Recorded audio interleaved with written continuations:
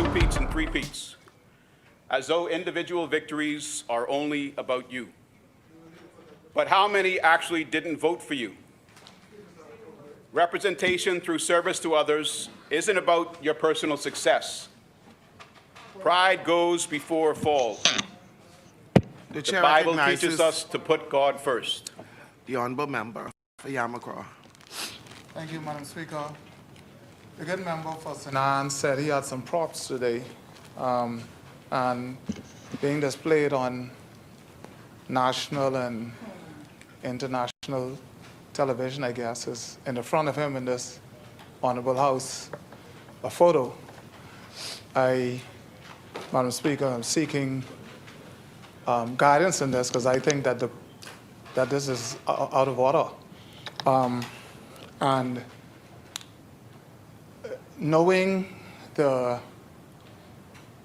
parameters around which this photo has been circulating in the past few weeks, I think that the member is is treading on very dangerous grounds to have that displayed person's image and likeness, possibly without their permission, to do whatever he's doing today in the House. And so, Madam Speaker, I would ask that that is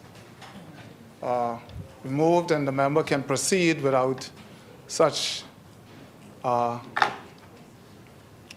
spectacle. Thank you, Madam Speaker.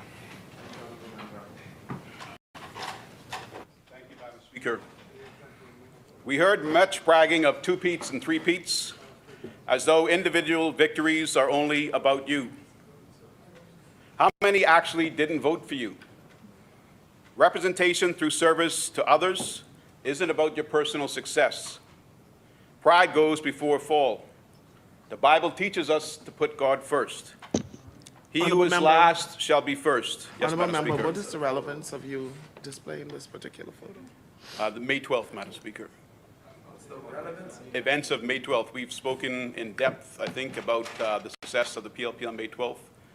And the images I've displayed thus far are all related to May 12th, including the evening.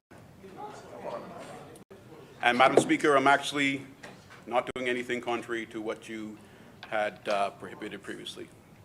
So I'm not here to irritate the chair, Madam Speaker. I'm staying within the rules and within your existing decisions.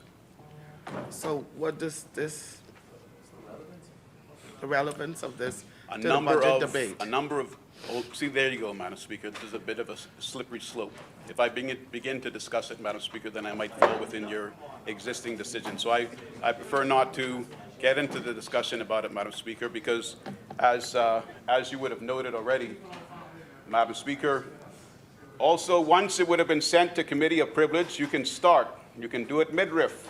You can do it tomorrow. Yes. You can do it next week. Yes. And every time you do it, I will stop you, because as Speaker, once I would have sent it to the Committee of the Privilege under the rules, no man or no woman in this honorable House, in this honorable Assembly, can speak to it.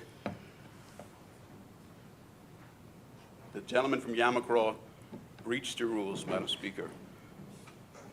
I did not. I've not spoken to it. Okay, and that is that. We will move on. The chair recognizes I know my the honourable rules, member for and Cat I'm going to Island, enforce them. Rumkey and San Salvador. It is often said that pictures speak 1,000 words. So whereas he may not be uttering the words, the pictures dare to utter it for him. And in this instance, as has been said, this matter has been referred to the Committee on Privilege.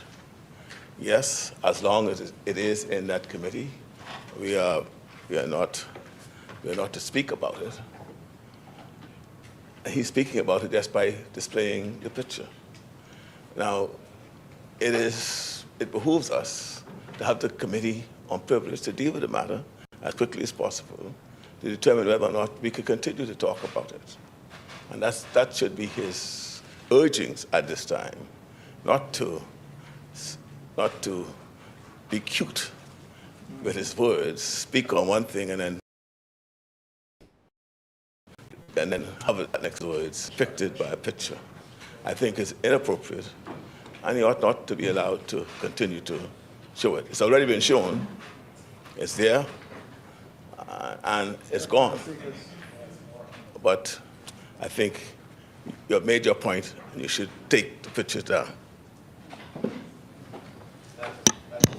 Thank you, Honorable Member. That's the second member that is attempting to put a banana peel in front of my step. I'm not going to get into that slippery slope, Madam Speaker. I'm going to follow your rule. I'm not going to speak to it. If I can continue. The Bible teaches... I'd like for you to take that particular photo down. It's also part of the matter of privilege. I thought the matter of privilege related to a company. I'm not speaking on it. This is an innocent... I have sent that to the This is Committee an of innocent- Privilege, and you're not this going is to an draw me innocent into behavior, that Madam today. Speaker. But listen. Yes? Listen. Yes. Listen. At the end of the day, no matter what we think, no matter what would have happened, this gentleman is a Bahamian and he has family. So let's leave it alone. Let the courts make their decision.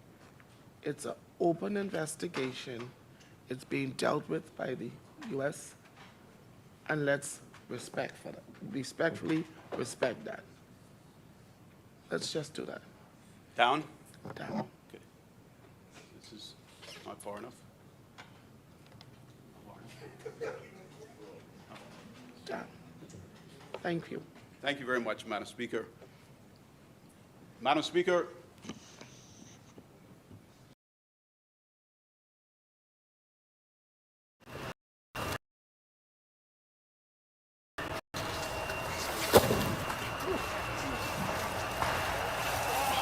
Two men were arrested during a major cocaine bust on Crooked Island, which resulted in the seizure of 1,254 kilos of cocaine valued at $25,080,000.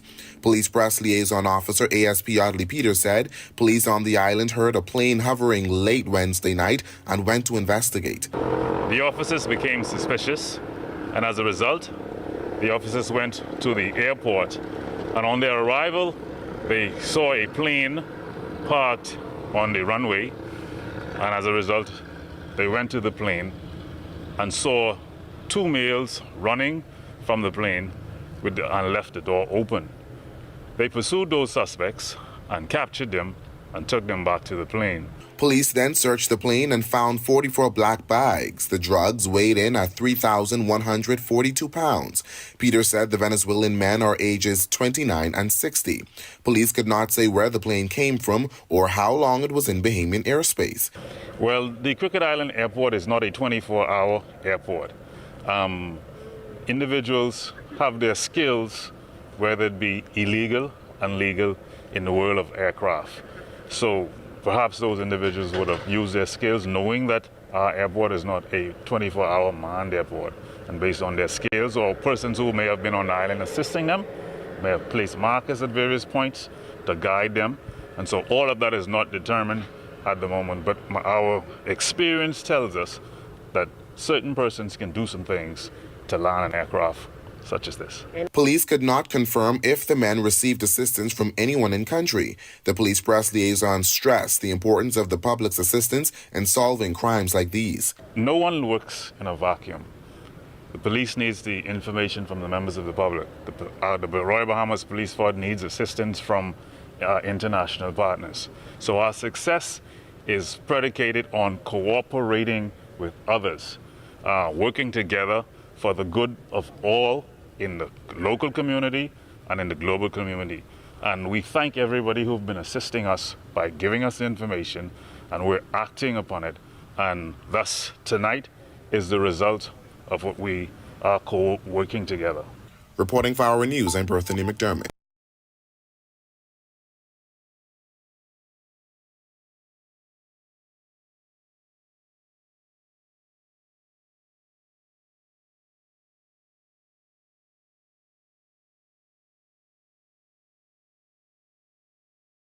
Moving on to your capacity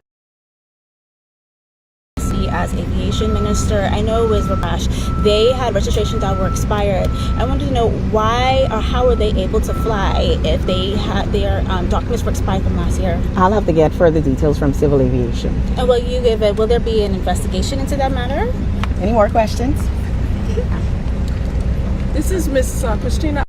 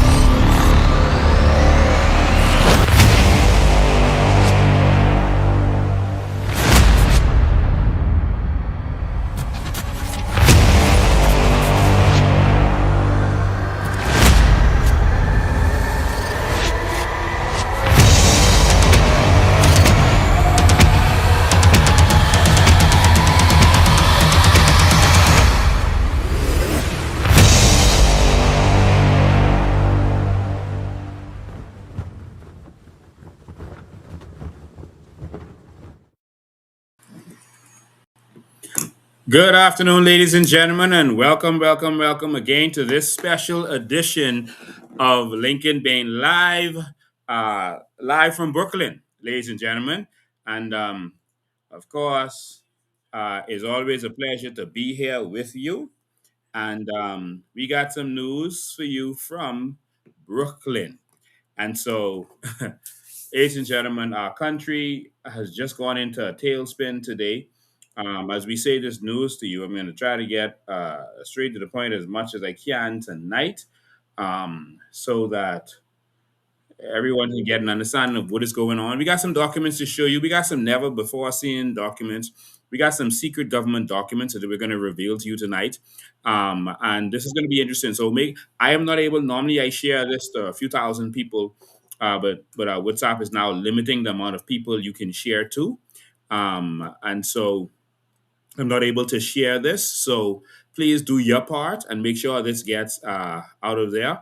Um, Make sure you use your ad highlights, your ad followers, you tag some of your friends. Make sure they know that we are live because I can't notify persons that we are live. And even though we have about 45,000 followers on Facebook and 5,000 friends, only maybe about 1% of them get the notifications when we go live. So we want to make sure that everyone knows what's going on because our country is at stake now. Our country is at risk, and this is a serious matter for all Bahamians, and all Bahamians need to be a part of this and know what's going on. All right. And so, ladies and gentlemen, I'm going to get right to it. There is breaking news, serious breaking news, that uh, Eric Gardiner has been officially indicted by the United States of America again. And he has now been transported from Pennsylvania, where he was the last time we went live, to now to Brooklyn, MDC Brooklyn. I'm going to get to all of that for you tonight. Uh, and we're going to tell you the ramifications of all of that. In the indictment, which we're going to show you, uh, not only is he indicted, not only are they going to come after him and his associates, but they are also going to come after everything that he owns and that was obtained or used for the proceeds of crime, for this drug deal, money launder or anything related to the drug deals that he's been participating in from 2021 to 2026. All right. Anything that was used to facilitate drugs or money launder, etc., is going to be seized. And so I'm going to show you all of that. And so that leaves a question for right thinking Bahamians that saw our government buildings being rented out to a drug dealer. Sorry, rented from a drug dealer. That means that if America wants to and decides to, they can come and take our government buildings. They can take any of those houses that he got contracts for to build, like anything else that he owns, him or those related to him. All of those Venice Bay properties that we showed you, properties in other gated communities and other properties in Grand Bahama, etc., that we didn't show you yet, um, they can come for that. We're going to get to all of that in a second. We're going to go back to the beginning. So now that uh, the crooked government officials, all of them are not, but those ones who are, now that the crooked government officials have had their belly breakdown moment, we want you to know that they coming. They coming.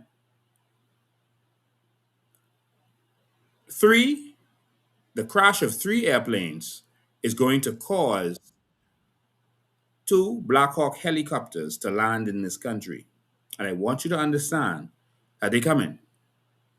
And they're coming for the associates, and they're coming for what belonged to Eric Gardner. To all of you who are associated with him, my advice to you is stop. My advice to you is turn yourself in. My advice to you is they coming. So be ready. They coming. To all of you who have been a part of this amazing government-sponsored drug ring, crime ring, I don't want you to be afraid of the U.S. government coming for you. That's not who you need to be afraid of. You need to be concerned about the politicians who have been using you for the last few years. They are cleaning house. Some persons are now going to start getting locked up to silence them. And some persons will have already begun to die. Hitmen have already started getting killed. The hitmen who killed the hitmen have been getting killed. Loose ends are being tied up in this country. We have to wake up, Bahamas. Our country has gone down to a place where it's never been, and our heads are in the sand. So, to all of the young men out there who have been used, police officers who have been used, we can talk about all this today, used by officials in order to do their dirty work, be careful. Mr. Alcott Forbes, who is allegedly now in trouble, be careful. We can talk with you today.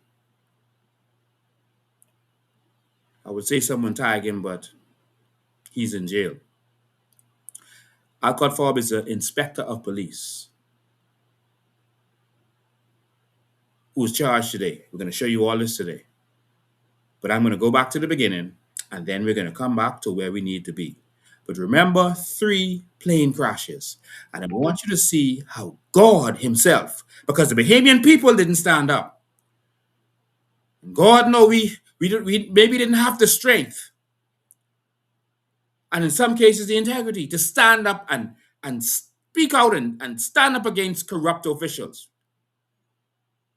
We let them bamboozle us for a couple of dollars.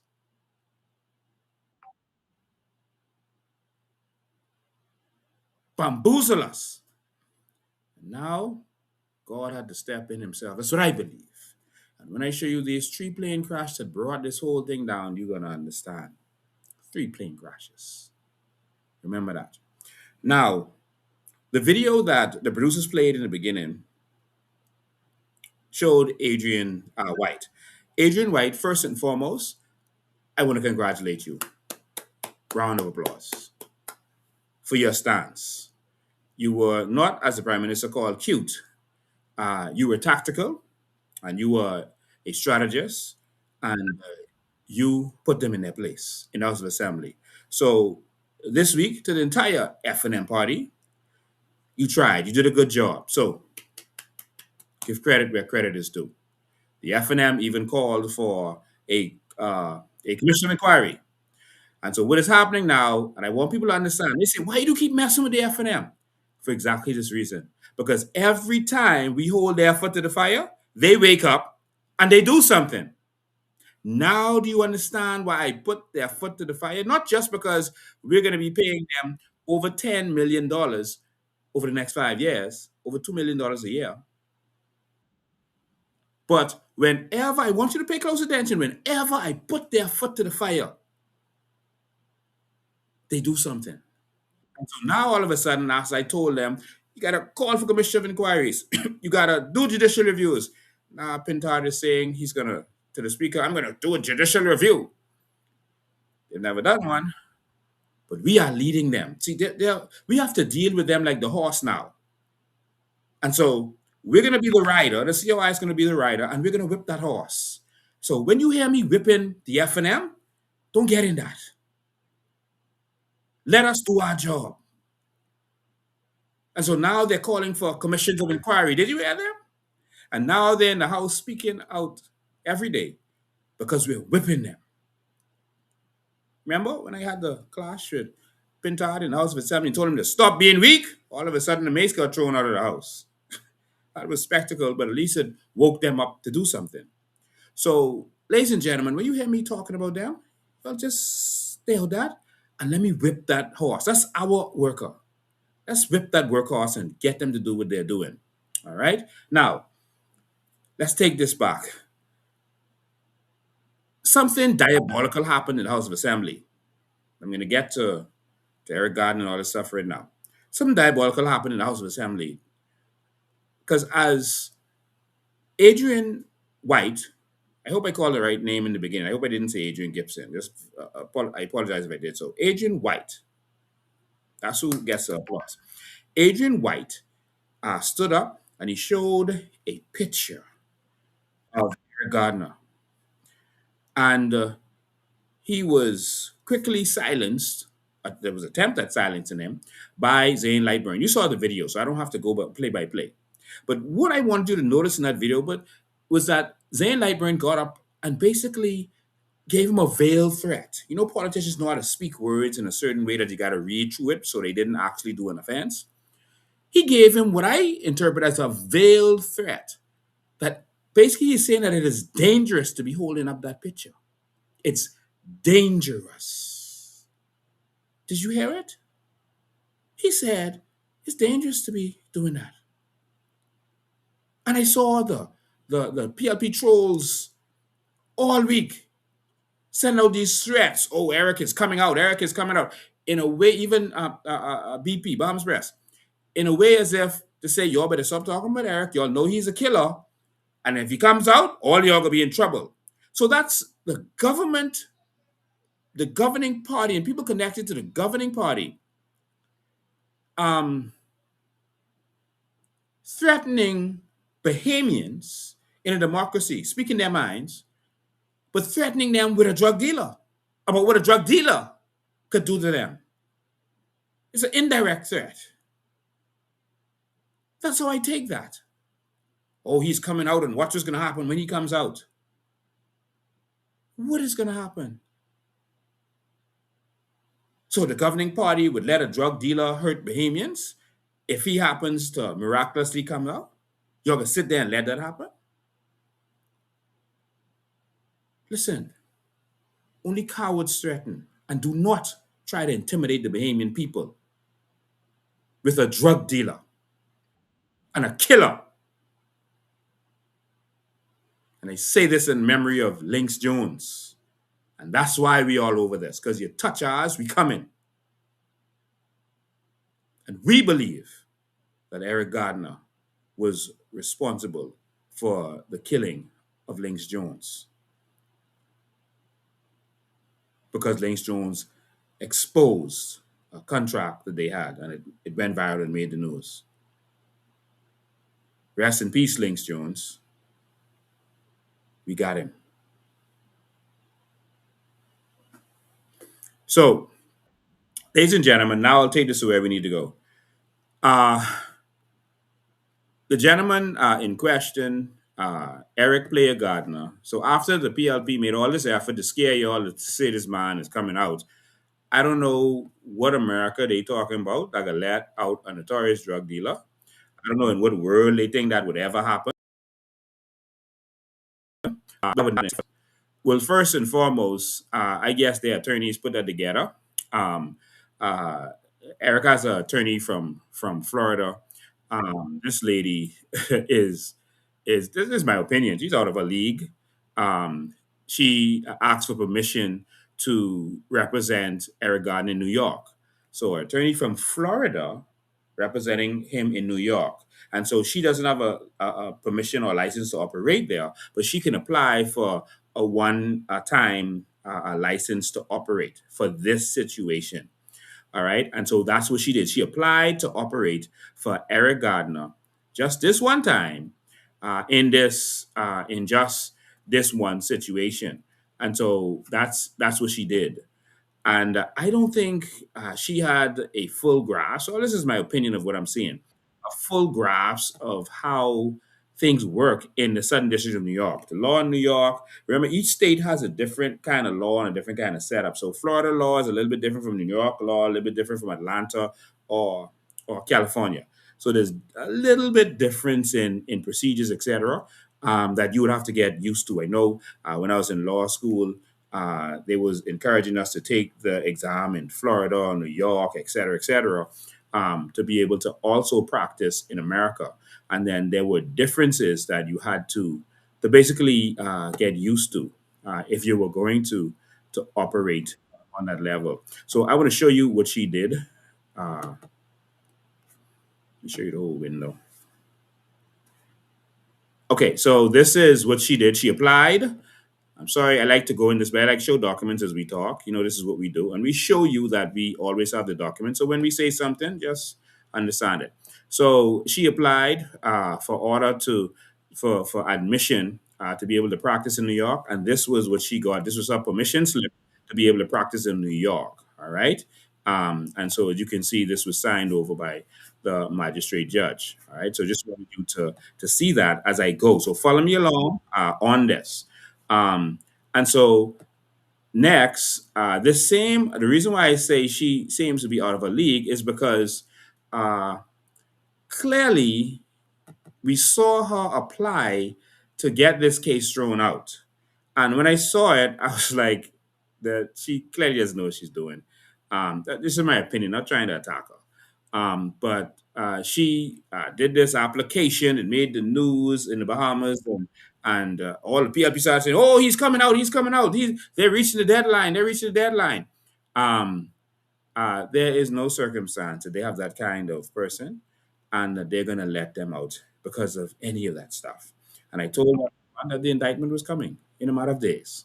And I was speaking what I know. When you hear something come out of this mouth, you know everything that I say turns out to be the truth. And so the PLP trolls, whenever I'm going live, will say, "Oh, he's lying. Oh, he's clickbaiting," but we always deliver. Everything I say turns out to be the truth, and you see it coming to pass. And so when she uh, did that silly application that had the PLP all up in arms and celebrating, "Oh, we getting our man back, we getting our drug dealer back." Oh, one PLP troll said, "Oh, we getting," he called him his good friend. His good friend. So what we need to do, since they were threatening us with the drug dealers, any of these trolls, these political trolls, who we see promoting this notorious drug dealer, what I want you to do, ladies and gentlemen, is forward their names to the U.S. Embassy. When you see it, screenshot them doing it, or if there's a recording, etc., you screenshot them doing it, or send it to me. All right? And I will send it right away to embassy officials. And so, since that's their good friend, the drug dealer, and since persons like Blackus says that this drug dealer that America is holding this person illegally, etc., then let's make sure we get that to U.S. officials. I want you to remember that when you are applying for your visa now, they check social media. They check social media. So any of those trolls that you see making these statements, promoting these criminals, please either send it to me or send it directly to the U.S. Embassy so we could just deal with these trolls, okay? Because we can't have our country embarrassed on this level, worse than it has ever been. In the 80s, the government turned a blind eye and let the drug dealers do what they want. Now it seems that our entire system, including police officers, were involved, defense force officers, politicians, lawyers, etc., accountants, financial analysts were involved in this whole thing. The Bahamas is a drug ring right now. And so we got to fix that. All right. We got some stuff to show you all. So stay tuned.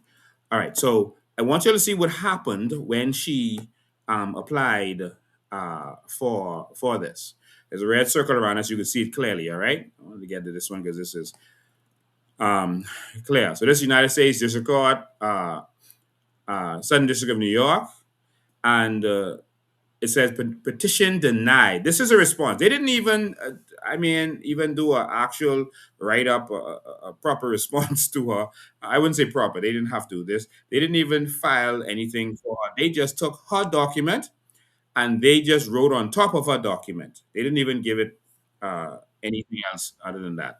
They just said petition denied without prejudice. The proper procedure for review of Mr. Gardiner's pretrial detention is for his counsel to contact the clerk's office to request a bail hearing before the magistrate judge on duty. The clerk of the court shall close, they gave the rest, and is so ordered by and is signed. So what they're telling her is, ma'am, your job is to do it like this. You do a bail hearing. We will never let go a notorious criminal like this who's locked up in federal prison. All right? Applications when he was in there? The answer was no. Maduro made applications. Noriega made applications. So when I saw the PLP celebrating, I was like, wow, they're gonna have some serious. They're gonna need some Pepto Bismol. All right, and so that's what happened. So we wanted you to see that, and I told you what was coming and what was about to happen. And so remember, everything we say comes to pass. That's the record that we have. Whether they like it or not, everything that we bring to the public comes to pass. Just make sure you're getting the proper video quality. Just give me a sec. All right. All right. So, yeah, so there's more. So what happened was he was moved from Orlando to Oklahoma to Pennsylvania. That's where he was when we went live before. I didn't show you because I didn't want them to know where he was, because clearly they were trying to avoid these people knowing where he is for some reason. They don't want him communicating with certain officials, and that's what happened. And so he was transported by bus. Um, he was put in this big special bus just for him. He's like a celebrity. I mean, he had one of those big celebrity buses. Let me show it to you all. Very nice bus. He was transported in. He was transported in this beautiful, beautiful bus, all the way from Pennsylvania, all the way to Brooklyn, MDC Brooklyn. And so that's the Federal Bureau of Prisons bus. It says federal jail. And so state prison is different from federal prison. It's two different things.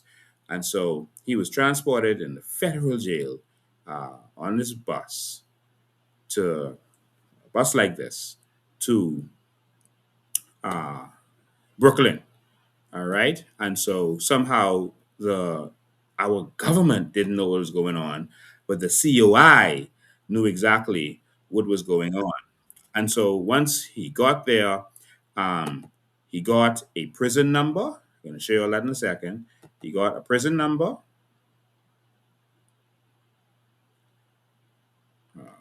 Here we go. Yes, he got a prison number. and I'm going to show you all exactly where he is. He got a prison number. Well, he already had the prison number, sorry. But he got assigned to this prison, which is going to be his home for the near future. To be his home, ladies and gentlemen. Yes, here it is. Um, right here. So there's Eric Gardner. That's his prison number, 58 mil. And so this is from the system. MDC Brooklyn. All right. MDC Brooklyn. We cropped it out, of course. MDC Brooklyn. So that's where he is. So we have all the documents on all of this, just so they know.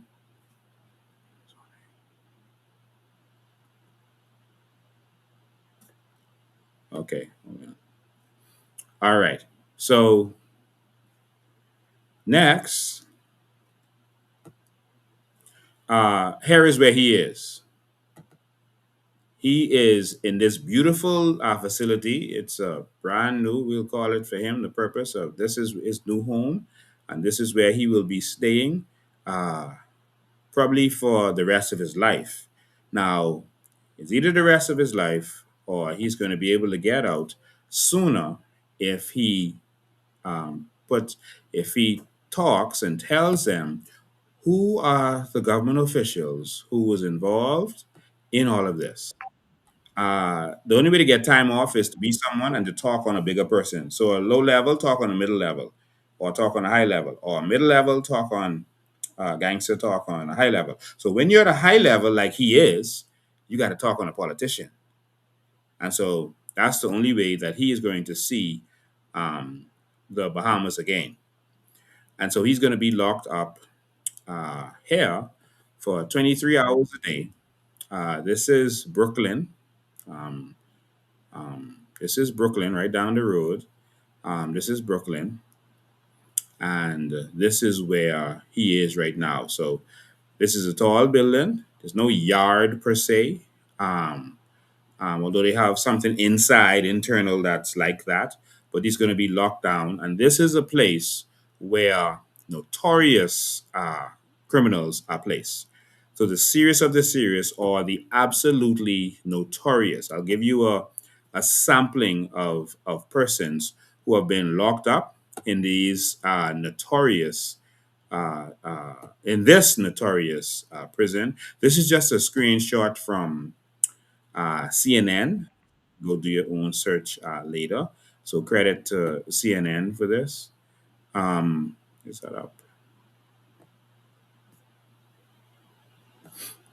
So this is just a screenshot from CNN, and it's showing you examples of other notorious persons other than him who are going to be held here or who are being held here. All right, and so these are notorious persons who are there with or who have been held there, I should say, who have been held there or who are there or who've been held there. And so these are some of the notorious inmates who have been there. I don't know why they have Al Sharpton. I don't remember that, but this is from CNN. But Nicolas Maduro, he's currently there. Who also feels he was arrested illegally, but he's there nonetheless. So I don't know what those PLP trolls are celebrating. Luigi Maglioni, he's currently there. Sean Combs has been there. R. Kelly, Sam Bankman Fried, El Chapo, Michael Cohen, um, uh, Ghislaine Maxwell. You know, she was the accomplice of Epstein. All right. Yeah. Jeffrey Epstein, who uh, wanted to get an island here in the Bahamas and was offered residency by our officials. And he wanted an island to be able to bring women to abuse them. All right. Martin Shkreli and I won't name Al Sharpton 'cause I don't remember that. Maybe y'all remember it. I don't remember Al Sharpton, but this is a screenshot from CNN. All right. So, Yeah, so that's some of the people who were there. And of course, there are some other Bahamians who are there right now because there's another case that arrest that took place before this, and so there are three Bahamians. Two of them are Bahamians of Haitian descent or Haitians who are there, and so the police officer, the senior police officer who was arrested, is also being held there. All right. They are not, as far as I know, being held on the same floor. All right, and so that's where we are with that. I want you to understand that a case has been filed, the indictment has been filed, and we are going to now uh, touch on that indictment. All right, and what it is, to be honest with you, and this is a serious part. It is a superseding indictment, which means that it supersedes a previous indictment and kind of brings them together. All right. So as you can see, make sure you get this on the screen for y'all. So this is an update for all of you. Uh,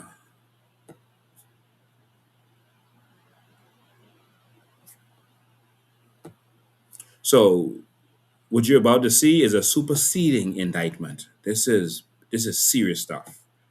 All right. It's a superseding indictment. So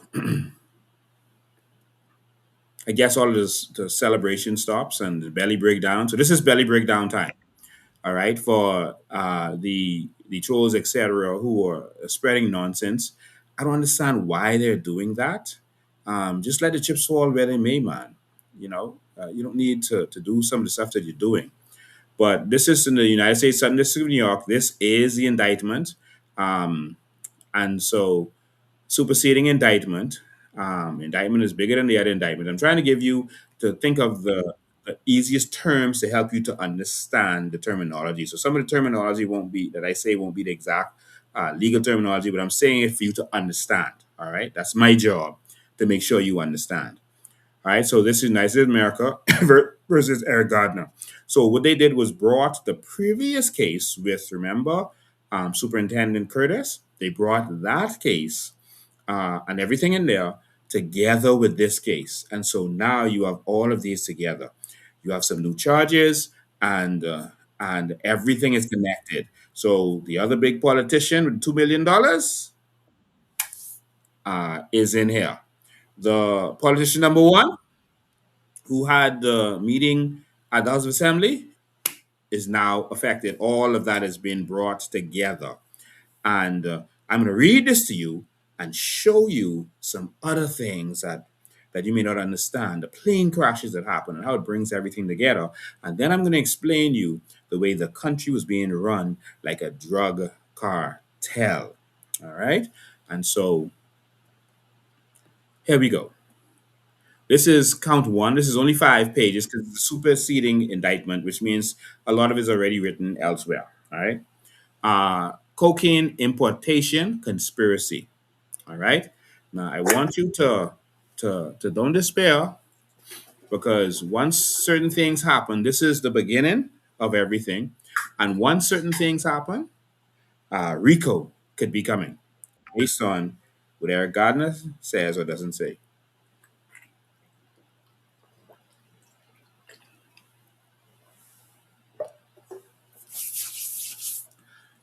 Okay, let's have a bedtime story. It's a bedtime story, all right? From at least in or about May 2021 up to and including in or about May 2026 in Southern District of New York in the Bahamas and elsewhere, and in an offense begun and committed out of the jurisdiction of any particular state or district, Jonathan Eric Gardner, aka Player, the defendant, and others, known and unknown, at least one of whom has been first brought to and arrested in the Southern District of New York, intentionally and knowingly combined, conspired, confederated, and agreed together with each other to violate the narcotics laws of the United States of America. Y'all, Miss Kobe Davis was running away. I need y'all to tag her, make sure she's watching this. I need y'all to tag Green Monroe so we could know what's going on. Joe Campbell. I need you to tag Lundy. I just want them to know what's going on. I don't know because we haven't really seen this. They haven't had a press conference on this, so we need you to tag them to make sure they know what's going on. Anyone else we need to tag? But make sure those ones who I just called, make sure they watching. All right, Kingsley Smith. How could I forget Kingsley Smith? We need you to be watching this.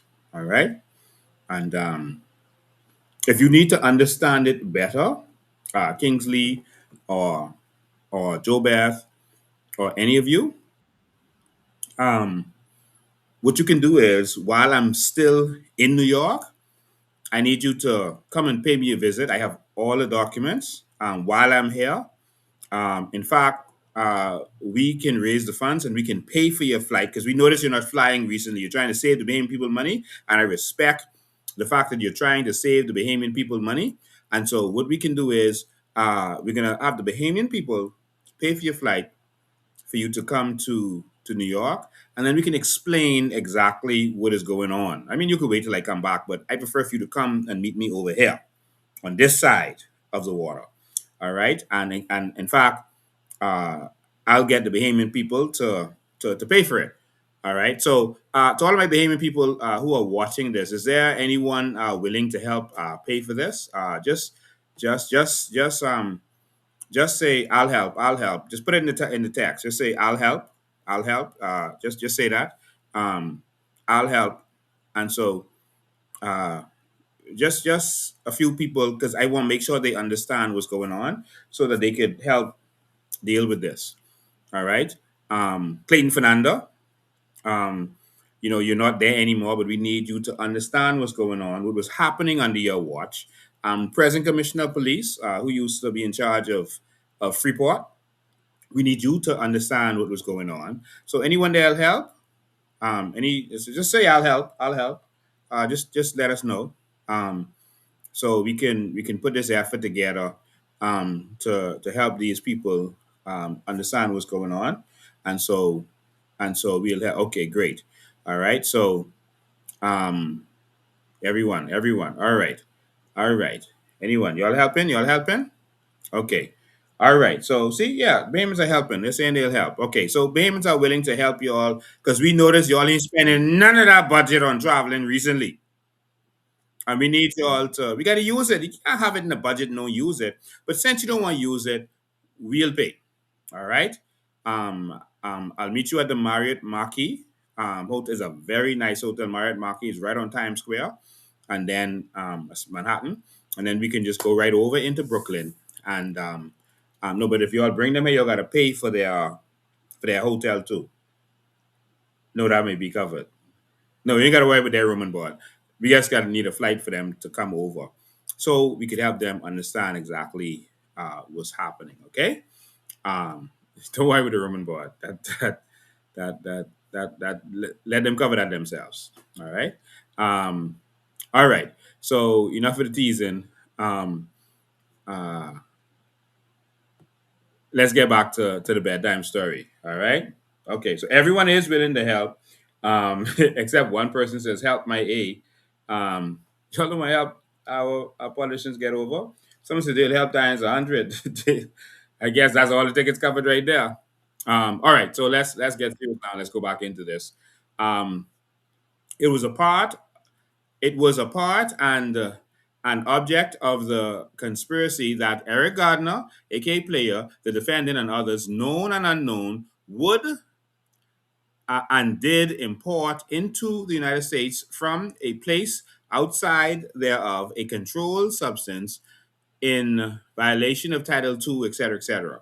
And just we're broadcasting on YouTube and on Facebook and on LinkedIn and other places. So we're every Number three, it was further a part and an object of the conspiracy that Jonathan Eric Gardner, aka Player, the defendant, and others, known and unknown, would and did manufacture, distribute, and possess with intent to distribute a controlled substance, intending, knowing, and having reasonable cause to believe that such substance would be unlawfully imported into the United States and into waters within a distance of 12 miles of the coast of the United States in violation of title, etc. Number four, it was further a part of, it was further, let me get this.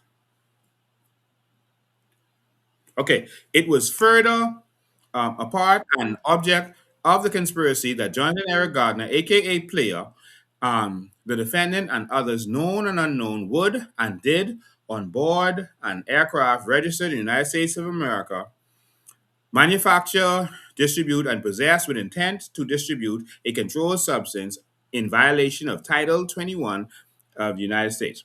Five, the controlled substance that Jonathan Eric Gardner, aka Player, the defendant, conspired to import into the United States and into customs territory of the United States from a place outside thereof, manufacture, distribute, and possess with intent to distribute, intending, knowing, and having reasonable cause to believe that such substance would be unlawfully imported into the United States and into waters within a distance of 12 miles of the coast of the United States, and manufacture, distribute, and possess with intent to distribute on board aircraft registered in the United States was 5 kilograms and more of mixtures and substances containing a detectable amount of cocaine, violation, etc., etc.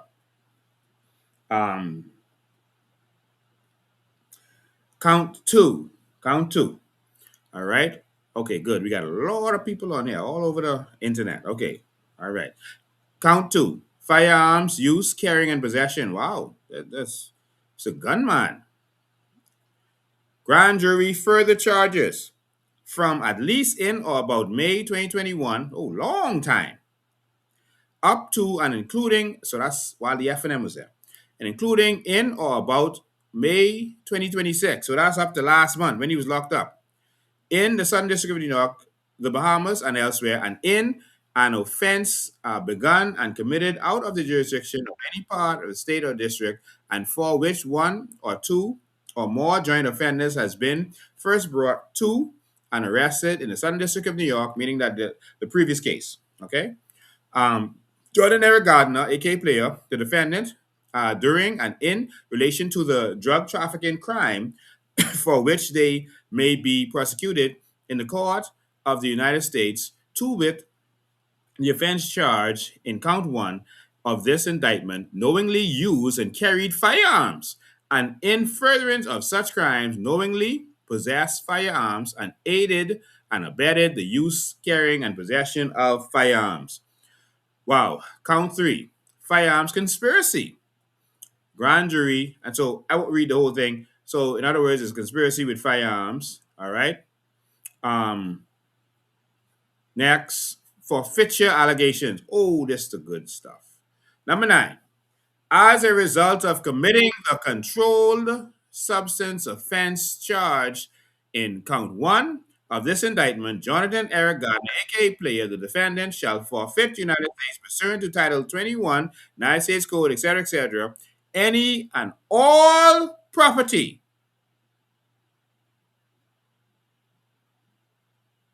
constituting or derived from any proceeds the defendant obtained directly or indirectly as a result of the offense, and any and all property used or intended to be used in any manner or part to commit and to facilitate the commission of the offense charged in one count this indictment.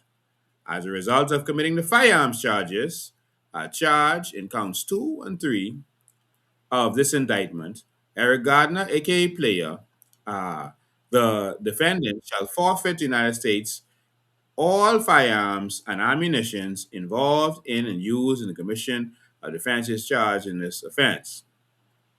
Substitute assets provision. If any of the above described forfeitable property as a result of any act or omission of Eric Gardner, aka Player, cannot be located upon the exercise of due diligence, has been transferred or sold to or deposited to a third person, ooh, A third person, we've seen a lot of that.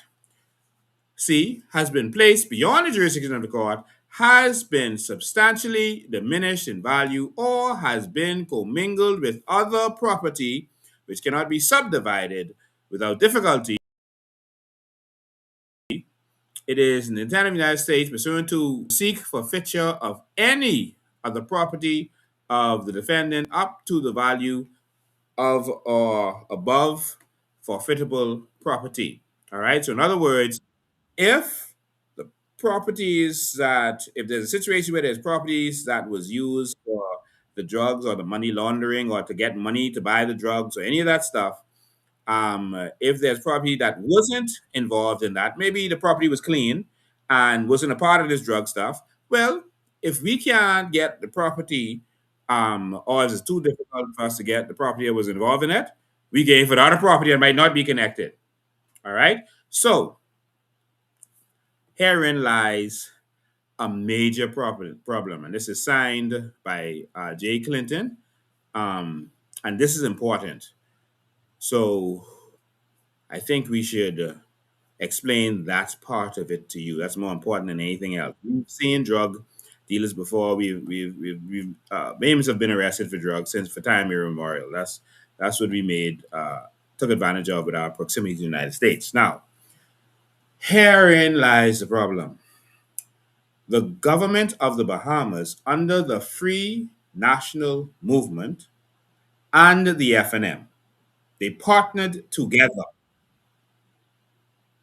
All the hiccup and jumping up and down they doing, the same cabinet of the Bahamas, the cabinet of this Bahamas under both the PLP and the FNM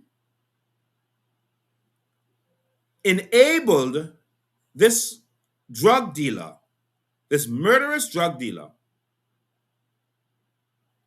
to use our public fund for money laundering.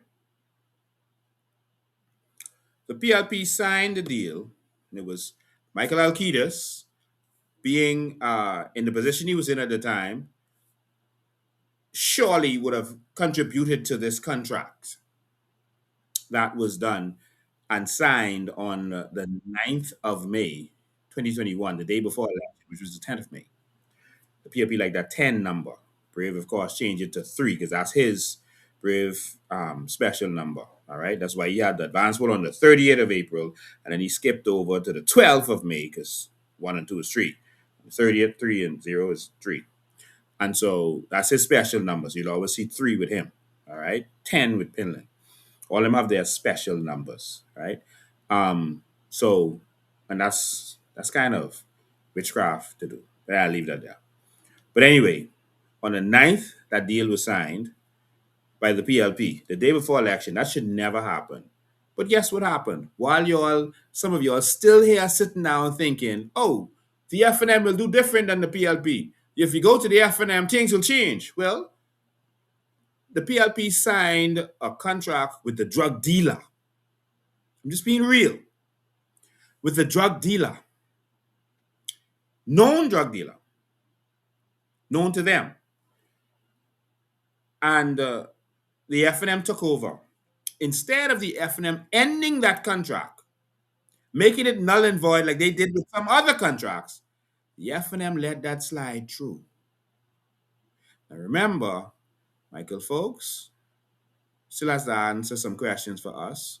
The Attorney General at the time was Carl Bethel, and their law firm seemed to be doing business with the nephew, and this was the last live, go and watch it, with the nephew, we showed the documents, with the nephew of Eric Player Gardiner, who seemed to be, and that's only what we can assume based on what we're seeing, who seemed to be fronting for Eric Player Gardiner, a company that was buying up a bunch of properties, and he was like 26, 27 at the time, all right? Buying up a bunch of properties out of Venice Bay. So the 26-year-old had this company in his name and is buying up a bunch of properties in Venice Bay. And while Eric Gardiner was in jail, He sold one of the properties to himself and got a loan on it. Now, the F&M attachment was dealing with this. And so they can tell us if this was legit or if it wasn't legit. Um, they can explain this to us because it might just be innocent, but we need to know because we have a right to know as the Bahamian public. Y'all refuse to give us the Freedom of Information Act, so we got to come to assumptions ourselves. So now, um, so the F&M then takes over, and with Carl Bethel now as the Attorney General, and this entire cabinet, which included Michael Pintard and Dwayne Sands and all of these people that you say would make it better, they pushed that contract through. They executed it. They could have stopped it. They pushed it through with the drug dealer. They know him. They knew who he was. What manner of country is this?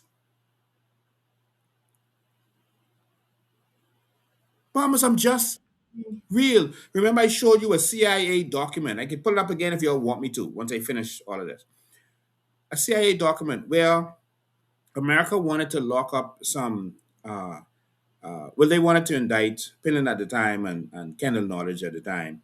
And they were wondering if it makes sense, what would the effect be politically, etc. They were studying everything. And that CIA document that I showed you is now, it was classified before. That CIA document says, we don't know how effective it'll be because the media is weak, it's state controlled. And on top of that, the F&M is weak.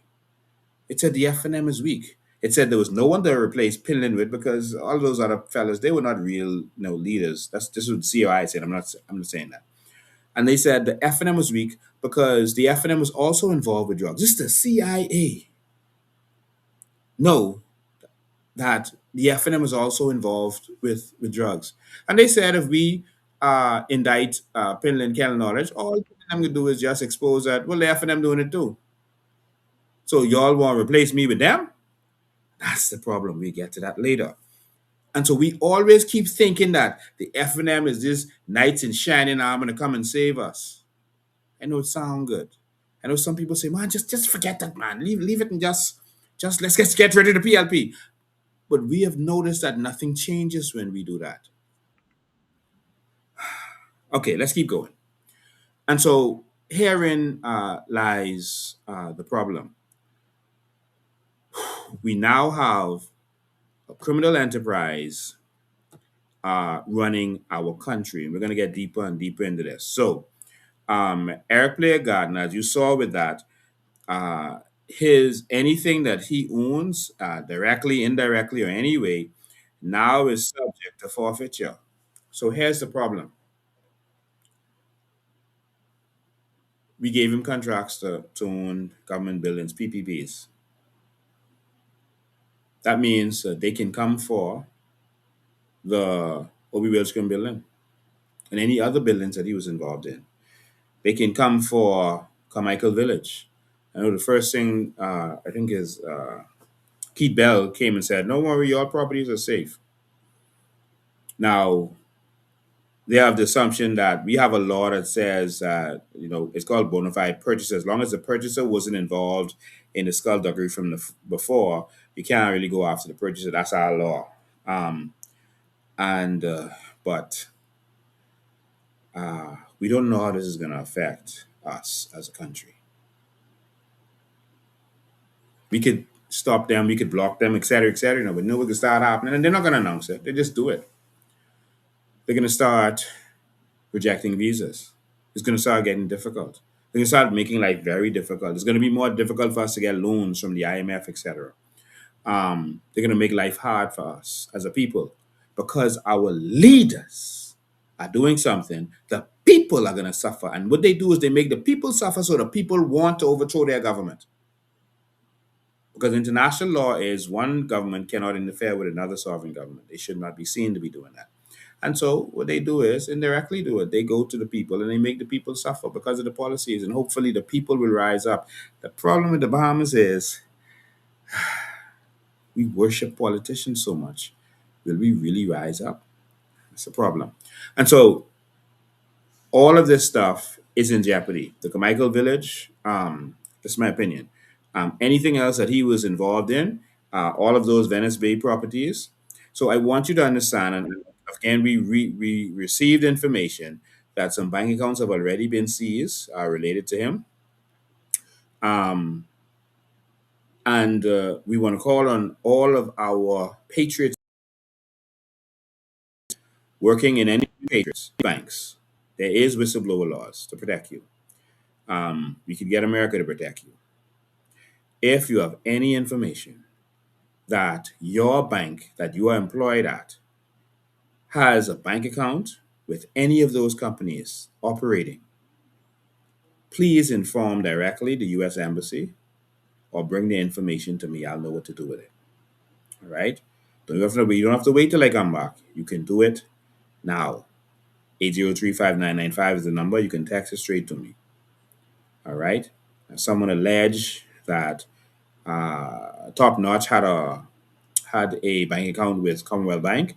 Um, we don't know that was true. We don't know about present. They were saying that they noticed that when they was working there, and so we need to know if they still have that bank account. Banks could have honestly dealt with him because the government was dealing with him. He had government contracts. He had a government official or a former government official on his board. Um, so as a president, so he has to be legit, and that's why they use these kind of people to clean themselves up. And so, if you have any information, please, please, please, please, we don't need our government treasury funds and our people at the treasury. We know that you have been giving us all the information that you can. Thank you for that, and we've protected you. If you see any payments going to Top Notch or PPP construction or complete construction or anyone connected to those names that we've been calling, anyone connected to these companies, and that's Heal and all these other people, please give the information to the U.S. Embassy. They'll take it, or send it to me. I'll know what to do with it. All right. And so, anyone at the Treasury, there's a whistleblower laws, and you are protected.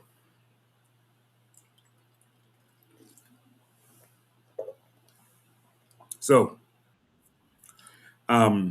that is very important, so that our money no longer goes out to these people. Now, I want to shift gears a little bit. I'm trying to go through all of this as fast as I can.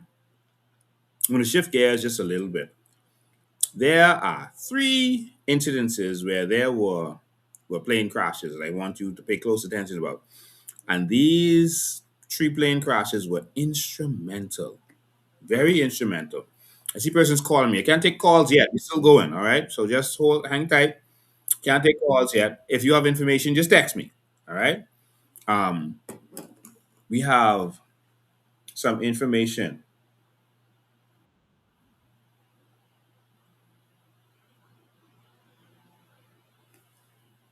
People still call.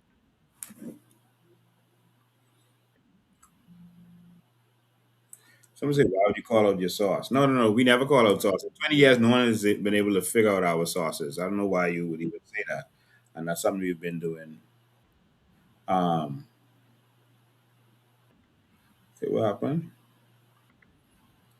All right, let me see who this is calling. Just give me a sec. Hello? Hello? Good night. How you doing? Yes, you. Mhm. You want to say something on the show? Well, the show is still going. You want to reveal something, or you just want to say something? Okay, hold on. Let me just put you out there. I just wanted to make sure. I'll let you go in because I answered it. 'Cause the phone line isn't open yet. Go ahead. Go ahead. I just wanted to say I usually have many words. Tonight I'm utterly speechless. Wow. Oh, stay tuned. Don't be speechless yet. I ain't even started yet. Wow. Many of us who've been by your side, we've seen some stuff, but this is stuff that just we can't even put an adjective to it. So just be knowing God is with you, and we are with you as well. Okay. Thank you. Thank you. I appreciate you, man. All right, we'll continue. So I was distracted reading texts now. Someone says, you will regret all of this. Oh, Lord, they still threatening. Listen, man, if y'all killing me is going to benefit the next generation, then so be it.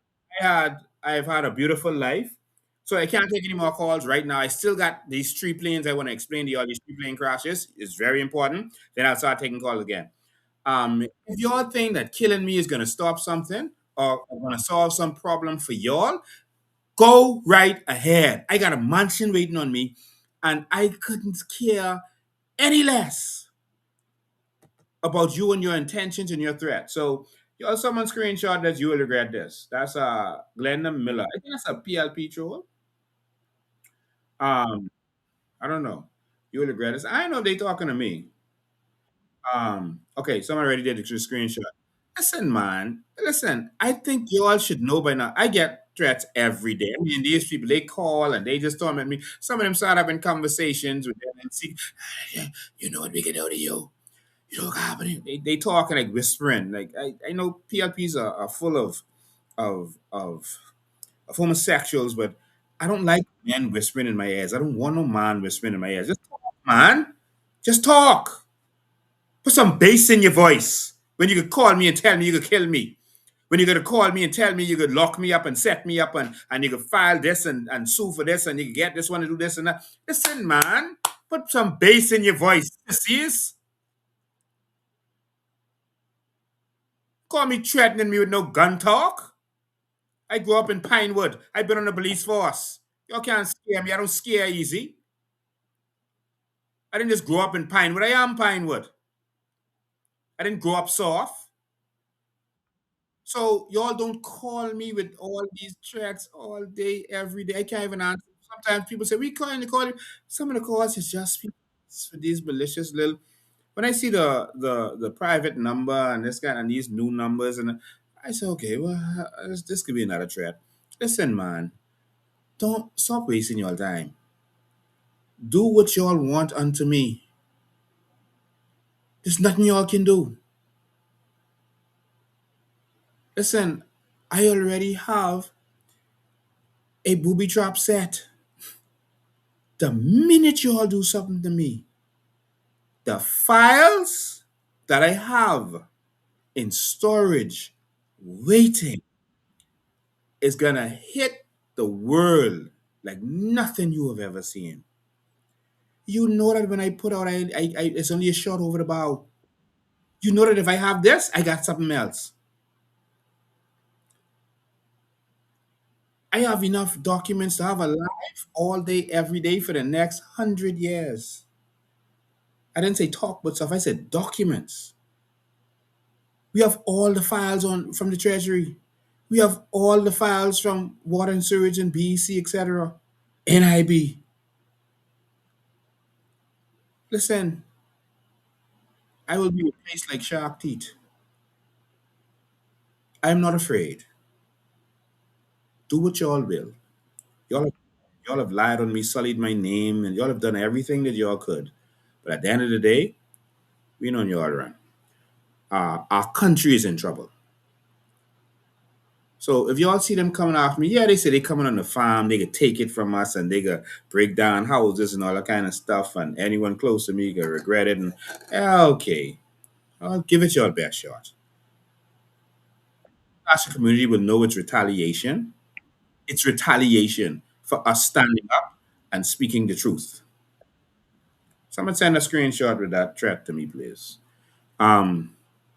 Anyway, let's continue. It's scary, y'all. Listen, man, you're wasting your time. All right. Um, let's continue. I want to start with these plane crashes. I want you to understand what's going on in this country. Um, all right, y'all hang in there with me. This is important. This is our country. All right, and everything I'm saying to you, the international community knows. Everything that I've said to you from the beginning is only something the Haymans want to put their head in the sand And you could be affected, not the politician, you, your children, when you see things start to change. See how hard it is sometimes for Jamaicans to get visas, for Haitians to get visas? Y'all want that? Stay tuned. Let me tell us millions of dollars. You all shaking this big money forms for them. All wearing t-shirts for them while they destroying your country. All right. All right, let's go. Um, I want to talk to you about 3 incidents, and I'm going to show you it, and then I'm going to break it down for you. And these are some of the incidents that brought down this criminal empire and fully exposed the crime ring that has been taking place in this country. Someone again, I need you to go ahead and tag Clayton Fernanda. Tag all the senior police officers. I know plenty of them watching. Tag everybody. Okay. We got more people watching on the YouTube pages than on the Facebook pages. Awesome. People watching this on TV on the big screen. All right. So here, 3 aviation linked drug incidents. All right. And a couple of them were plane crashes. All right. Now, 1, the Crooked Island drug bust. That was the one I was playing in the beginning of this. Some of you just joined, so you missed it. That was a huge drug bust. It was publicly reported as a $25 million drug bust in Crooked Island. 2 Venezuelan nationals. Oh, Venezuela.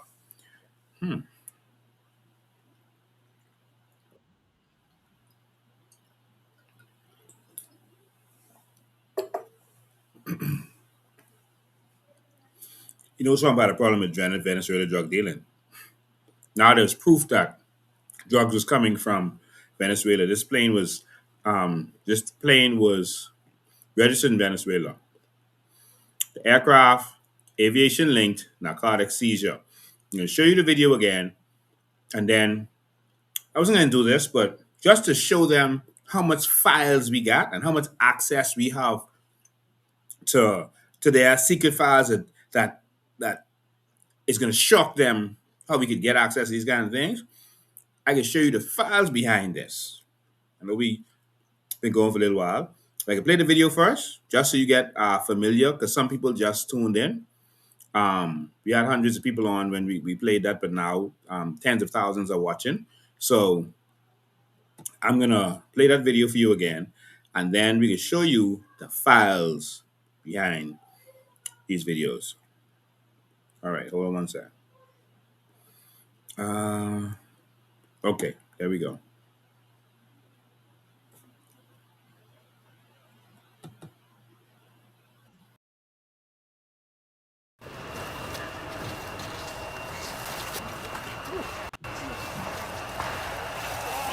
Two men were arrested during a major cocaine bust on Crooked Island, which resulted in the seizure of 1,254 kilos of cocaine valued at $25,080,000. Police press liaison officer ASP Yardley Peters said police on the island heard a plane hovering late Wednesday night and went to investigate. The officers became suspicious, and as a result, the officers went to the airport, and on their arrival, they saw a plane parked on the runway, and as a result, they went to the plane and saw 2 males running from the plane and left the door open. They pursued those suspects and captured them and took them back to the plane. Police then searched the plane and found 44 black bags. The drugs weighed in at 3,142 pounds. Peter said the Venezuelan men are ages 29 and 60. Police could not say where the plane came from or how long it was in Bahamian airspace. Well, the Crooked Island Airport is not a 24-hour airport. Individuals have their skills, whether it be illegal and legal, in the world of aircraft. So perhaps those individuals would have used their skills knowing that our airport is not a 24-hour manned airport.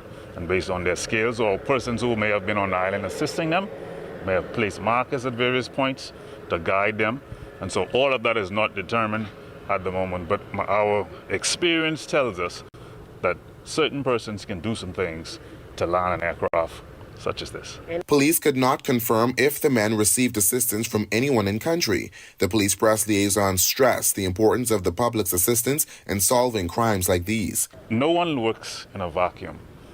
The police needs the information from the members of the public. The Royal Bahamas Police Force needs assistance from international partners. So our success is predicated on cooperating with others, working together for the good of all in the local community and in the global community.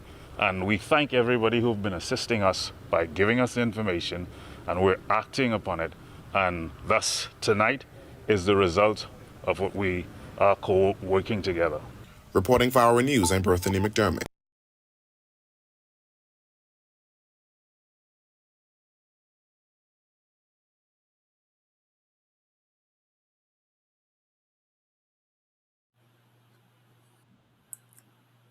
Okay, so that was a news report because I know we forget easily. That was a huge shipment. That was 25 million dollar shipment, and again that was connected to Eric Gardner. Now, shipment was seized, and he had a big loss, um, a huge loss on that one. Let's look at the documents from this plane. All right, and so and these old files we had sitting around, and just came to me just now. You know what? Let me pull this up while it was playing. Uh, since day one, discredit me, kill me, lock me up, charge me, sue me, everything in the world. Um, okay, computer just completely blacked out. Okay, give me a second. Getting together. I don't know, they like going after my computer with me on these lives. The computer is literally blacked out. I don't even know if I'm live. Yeah, it keeps crashing. Uh, Some of y'all see something. Okay, let's do this quickly.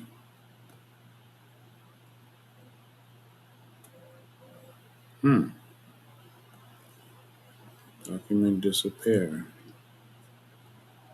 Let me cancel that. Okay, let's try it again. Yeah, every time we doing these kinds of lives, it's like they try to attack the computers. I'll do something in a minute to make sure they can't see my computer to continue to attack it. Okay, we're sharing this live now. Look at this. This is original documents with reference to a plane, um, to the Venezuelan persons. Um, so this is Kenwood Taylor, Assistant Commissioner of Police, Crime Management and Criminal Investigations, Police Headquarters, East Street, etc., etc.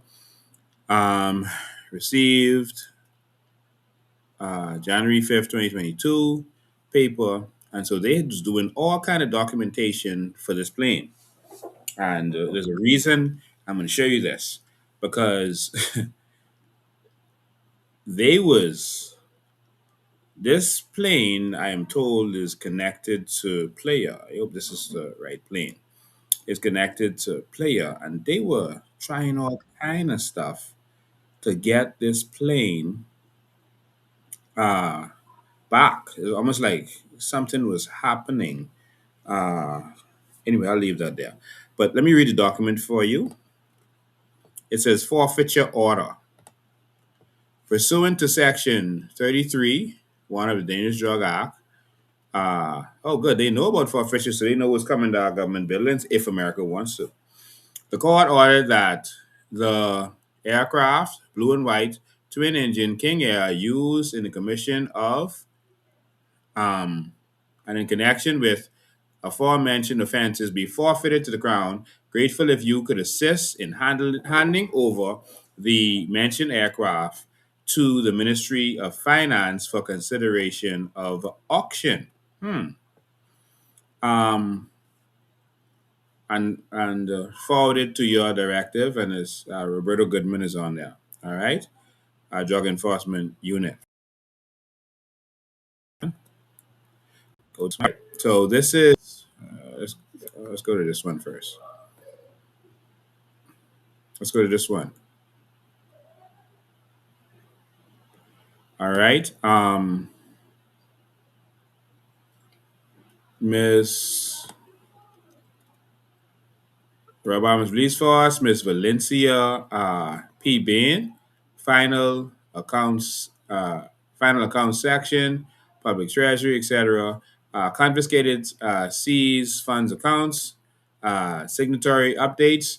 This acknowledgement pertains to the email dated 23rd August 23rd, and its contents duly noted. Sincerely, I thank you for your kind words regarding my elevation to Commissioner of Police. Please take note that the Deputy Commissioner, Lehman Delaveau, and Assistant Commissioner Kirkwood Andrews, along with myself, are the designated signatories for the above reference account. So come straight to them. In other words, listen, that's us. Let's go to the next one. Here we go. The forfeiture order. Pursuant to Section 33 Dangerous Drug Act. Having heard Inspector Mr. Timothy Bain, prosecutor for the Commissioner of Police, I have having heard the defendants pro se, the defendants having unequivocally pled guilty and subsequently convicted of the following offenses: conspiracy to import dangerous drugs contrary to Section 30, etc., dangerous drugs, possession of dangerous drugs with intent to supply, contrary to, etc., etc. So this is just a page of it. So I'm showing you that we have the documents reference to these planes, and so we have some information reference to this. So give me a sec. Continue conspiracy to import. I won't read all these. Importation of drugs, case summary, the defendants on Wednesday, etc., landed the plane, etc., in Crooked Island, etc. It is hereby the aircraft, a blue and white twin engine King Air, used in the commission of and in connection with the aforementioned offenses, be forfeited to the Crown. Samuel McKinney was the judge on that. And so these are the documentation on it. And you'll remember all this money that they were looking to spend on this particular plane. All this money. Remember, there was a live I did where they was talking about all this money was spent. But see, I didn't have documents at the time. I was waiting for them to respond. All this money they was spending on this particular plane. Remember, a lot of money was being spent to revamp a plane, to redo a plane, and we was like, "Man, this is crazy." And there was big money that was being spent. A lot of people have already forgotten all of that, but this plane here, one of the planes that they were talking about, and they were spending crazy money on it. But these persons were caught and arrested, and so I was just showing you that we always have the documents. So even all that long time ago, documents were sitting down right there. Our team had, if we wanted to respond to a response that they might have had, we'd have been ready for them. I always tell you, we never empty the clip. We just wait on them. And so even just now, I didn't empty the clip. I just showing them. We got the documents related to these stuff. So I'm going to pull this back up. But that crash was drugs that was, well, that landing and capture was drugs that was being brought in for Eric Player Gardiner, and the person was convicted on that. And so now there's evidence that drugs was being smuggled, even though it didn't make it to United States, it made it here. And no more in-depth investigation was done. Just, okay, we locked them up, y'all shut up, go, and we'll deal with y'all. So that was the first one. I'll go into more with that later. Auckland's Long Island crash linked to drug bust. There's another crash that happened, publicly reported after an aircraft crash landed on Auckland's. 7 men arrested, with suspects arrested on Long Island. Reports reference suspected cocaine and marijuana recovered from the aircraft. This was another plane. This one was, uh, uh, it's alleged that this plane was owned by Eric Blair Gardiner. And so the plane crashed with drugs in it again, and there was a problem. The plane was connected to Eric Blair Gardiner, and the foreigners know that. But why didn't we do an in-depth investigation to find out who owned this plane that crashed? And we didn't do it here, but they know. Overseas, they know. Oh, sorry, I had this imagery I wanted to show you, and I didn't show you what I was reading. Let me make sure I share this for you. So, how is it that they always do the investigation outside of the country, but we never got no investigation to do or to show or none of these criminals to catch in the act? How is that? How America way over there? They could come all the way to Auckland and know that this plane crashed and is connected or registered to Eric Player Garden, etc. And we see these things happening. We still giving this man government contract. All right. Um, and so this is the question: how America know, but we don't know? How come we didn't do an investigation into who owned this plane? Where was this drugs going? We just leave it there. Okay, the plane crashed. We get catch. Okay, y'all shut your mouth, and we'll work something out. I'm gonna go on to the next one because of time. Rumkey crash near Sandy Point. Plane reportedly crashed near Sandy Point on the eastern side of Rumkey in low shrubbery bushes. Reportedly occurred after the pilot became disoriented while searching for the Port Nelson runway. With no runway lights visible, the plane reportedly ran out of fuel. The pilots reportedly died.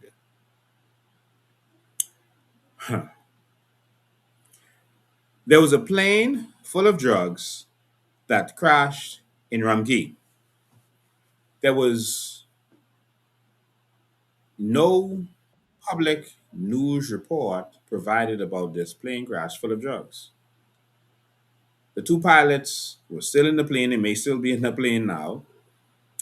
They're saying that some fellas from, and we get these reports from persons in Ramkey who witnessed all of this happen, who saw the plane go down. I'll show you where the plane went down, etc. So this was another crash. The plane connected to Eric Gardiner. Another plane connected to Eric Gardiner. One of you love his planes now. Another plane connected to Eric Gardiner. It crashed, and some fellas from Long Island reportedly just jumped on a boat because Rumkey is right next to Long Island, like Nassau and Paradise Island almost. All right. But it's more like half hour by boat to get to Rumkey from Long Island. And so they jumped on a boat and went there in this deserted part of Rumkey and retrieved the drugs, I'm told. All right. And this is serious because it was like this was covered up. No one covered this, but it took place.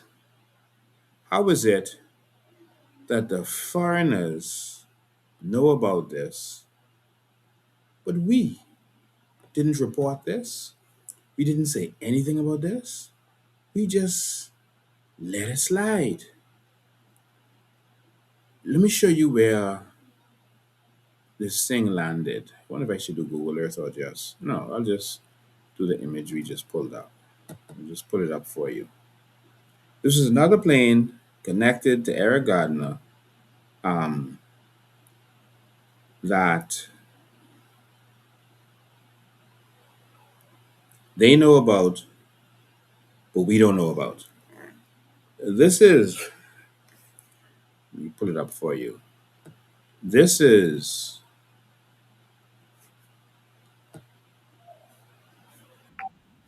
This is Rum Key.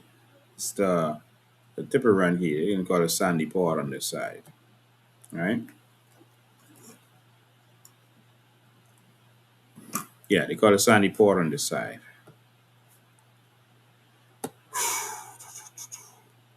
So this is the side of Rum Key. Right there, I'm going to make it big for you. You see that blue dot? That's where the plane crashed. All right. I'll probably pull up that wreckage for you. This is where the plane crashed in Rum Key. And so nothing came out of this. But this was another of his planes. So the plane crash in Miami was just the final crash. There were several other crashes that led to this. There was another case with, and again, nothing came out of this. It just disappeared. There was another case where a senior police officer, Sonny Miller, was arrested. It's an important live, y'all. Sonny Miller was arrested, police officer, senior police officer. For that, the plane landed, and they said that the drugs, again, was Eric Gardner's drugs. And they think his plane also. Yes. And that conviction of Sonny Miller was important to the international community because it directly connected Eric Player Gardner to a drug plane in the Bahamas and a conviction along with it. So that was that one. Then another plane situation was the Venezuelan, etc.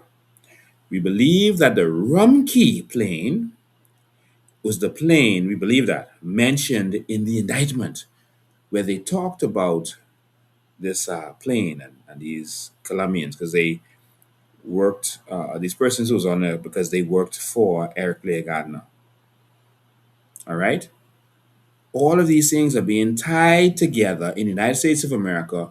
How is it that I can come here, sit down in front of tens of thousands of Bahamians right now, and our government is talking stupidness about they already started an investigation before Pintard asked them to start an investigation?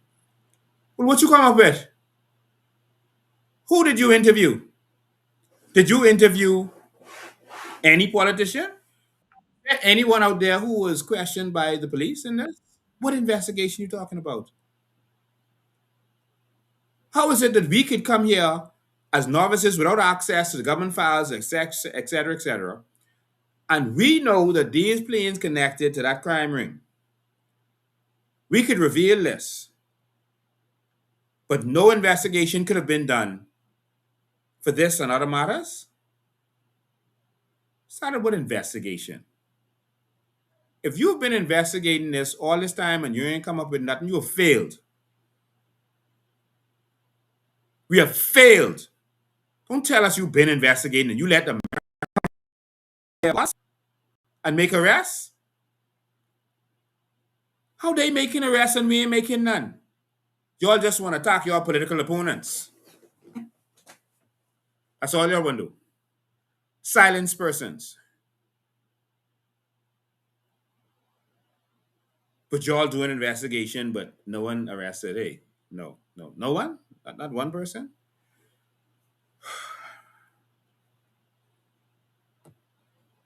I brushed over that for the sake of time.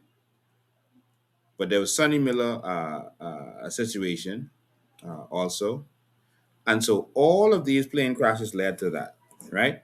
Now, there's one more thing I want to mention to you. Something that I didn't get to watch the news this evening. Y'all could tell me if it was in the news. If not, let's question why.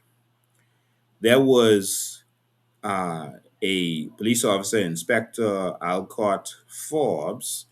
I'm told that he was charged before the courts today. Alcott Forbes, I kept hearing this name from the whistleblower in the U.S., Silvers Mateo, who kept talking about this Alcott Forbes, and he was saying certain things about him. And how is it that someone overseas knew this stuff, but our own didn't know this stuff. Well, they had this man to be charged for years. They had him to be charged. I'm going to show you the charge sheet that I got from officers. And this allegedly the charge sheet that was read out today in court. But somehow, this man, of course, he's innocent until proven guilty, but this man was to be charged for years. Why wasn't he charged before? Why he's charged now? Well, I'll tell you why he's charged now. As a distraction. They are going to bring up all manner of things. Watch to see them do some attack on me to get people talking about something else. They want you to talk about everything except this indictment. Bahamian people, do not be distracted because your children are going to be affected. Don't fall for the political tricks. Only to call the talk shows. I don't care if they talking about pumpkin pie or independence or whatever they want to talk about. Do not let them talk about nothing else. Let's talk about this indictment. This thing about don't talk about it because it's before the court. This is before American court. In America, they talk about things as before the courts. They discuss it on all their shows, on all their news shows, in their news. People are allowed to talk. Only in the Bahamas where they want to control you and don't make you be able to speak your mind, they have that kind of policy. In America, they talk about stuff that's before the courts. All right? So we could talk about this. America don't mind. We just don't need to reveal that that'll prejudice the case one way or another, but we could talk about this. All right? Because we got to save our country. Forget politics, man. Forget PLP, FNM, COI. Our country is in trouble and our heads are in the sand. I'm serious about this. We are going down the road that Haiti went down years ago. And the people just let it happen, did nothing, said nothing. Now the country's in turmoil. Let this happen to our one country. Just don't let this happen. So L Court, they told me was taken before the courts today. I want to remind you, this is the person where a voice note was put out there where he was recorded while he was talking. This is allegedly him on this. And I'm going to play this clip for you with him talking, just to remind you of the situation, because many of you have forgotten about this. It's serious. All right? Many of you have forgotten. We get back to play in a minute at the end of this.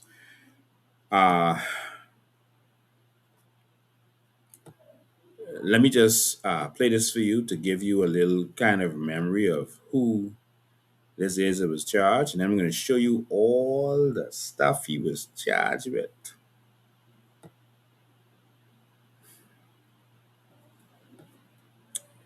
Please excuse the language, but of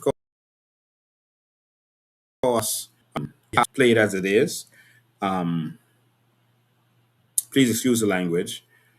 And I think we're all adults here. Real dog, babe. I was all one right there, but you live on your land. You know, you live on your land. That one? But you ain't much niggas do by the pay. Hey, listen to me, babe. I call that the Gamagazi. That was much niggas get the bunch to do that, babe. That was Gamagazi, but we made that look like that was blonde. Man said, boy, dog, but that going so quiet and clean. No fumbling, no jumbling. Just motion. Hey, that's how we can do this. This is good. You fucking cruise up in the north and you get a Jeep full of detergent. You know, Russia? I'm cool. What the fuck? Niggas never see movie like that, but they freak out. You want to see he pause. You want to see only me running, grabbing these things. Everyone pause, fucking all out. I trying to, basically put these in the vibe, in the bush, you know. You want to see when you tell me you point, I on that like white on rice, because I already say, what? My back covered, I know what I can see in the front of me. I know this boy got this pipe on him, and I know he go, he ain't letting no one come around this airport. Come around this airport, boy. What? Oh, boy. And you know what was close? Well, you know we ain't going around. Fuck it. What? Box and straight.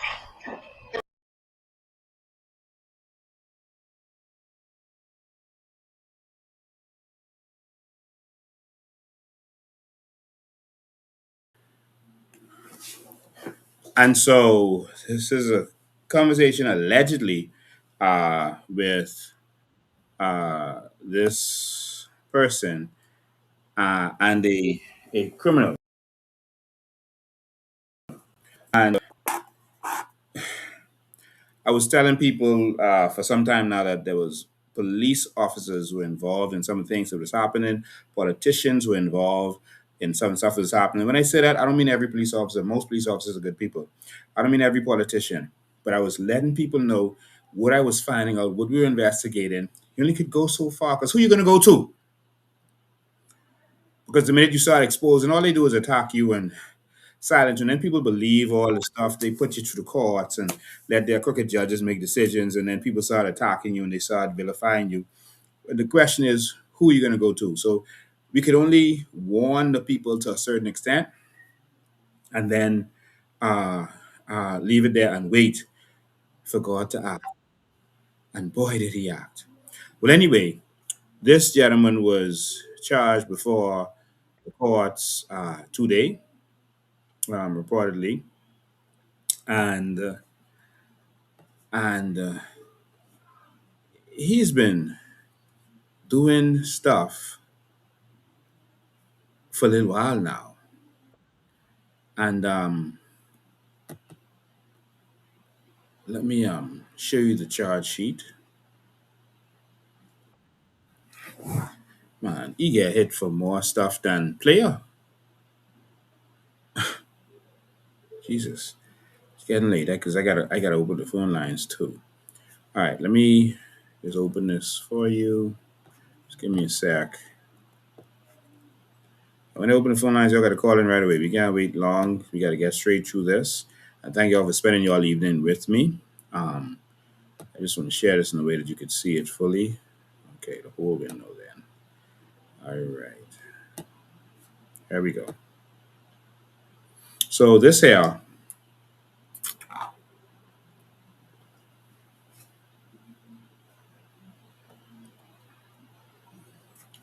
is the charge sheet from today, we are told. Conspiracy to import dangerous drugs, contrary to, as you can see some the side, you can't see the whole thing, but contrary to sections, whatever. Conspiracy to import dangerous drugs. That's what he was allegedly charged with. Let's see if I can see this. That you sometime between November 1st, 2021, you see how long ago that was? And March 31st, 2022, being concerned together and without proper authority, did conspire to import into the Commonwealth of the Bahamas dangerous drugs, cocaine, namely cocaine. 400 kilos.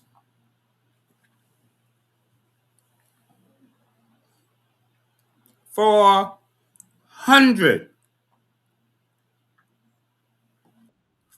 kilos. A kilo is 2.2 pounds. Do the maths.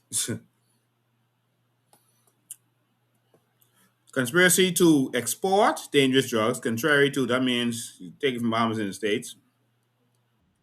It says that you sometime between November 1st, 2021 and March 31st, being concerned together without proper authority, did conspire to export from the Bahamas to they're accusing allegedly the police of being a drug dealer. Count three, conspiracy to possess dangerous drugs with intent to supply, punishable under this section on the same time period, cocaine. So this is the charge sheet. Reportedly, that was done in court today. This was sent to us, right? Um, why didn't you charge him in 2022 or 2023 or 2024 or 2025? Why he charged now? A whole election passed. Why he just charged now? It's a distraction. And it's to make it look like CB arresting the bad apples. They are cleaning house. Some persons are going to be killed. Some persons have been killed. I'm not saying by who. I'm saying this could happen. And some persons could be arrested.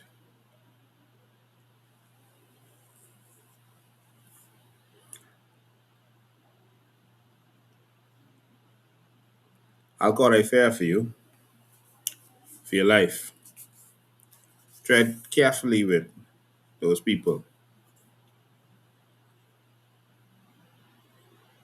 Any of my Bahamian brothers and sisters who were involved, who got close, who did companies with these people, etc., etc. If you didn't get caught, change your life. Walk away, change your life. If you can, go and speak to the U.S. authorities, not our authorities. We're seeing every day that our authorities were corrupted. Do y'all remember when we was arrested for the CARICOM situation on the beach? Do y'all remember that? We still on bail for that, by the way. But do y'all remember that? We were locked up for more than the 48 hours. That's what we did, stand up for our country. And when they sent the murder squad to investigate, remember I told you all that? The murder squad that's supposed to be investigating the murders in this country was sent to investigate unlawful assembly. This is a charge. I think the fine is what, $25 or $50. They sent a murder squad up from the station at night, drive us to CDU, to investigate unlawful assembly. That's what I was charged with. So the fact that they send a murder squad to do that means that that was police officers they trust and had under their control, like how you see them using SIB now. They send a murder squad to investigate unlawful assembly. So that means that they had control over this murder squad. And you saw the murders that was going on. You all better wake up. Read between the lines. As soon as Clayton gone, murders gone down. Why? Nothing special, nothing different. Why?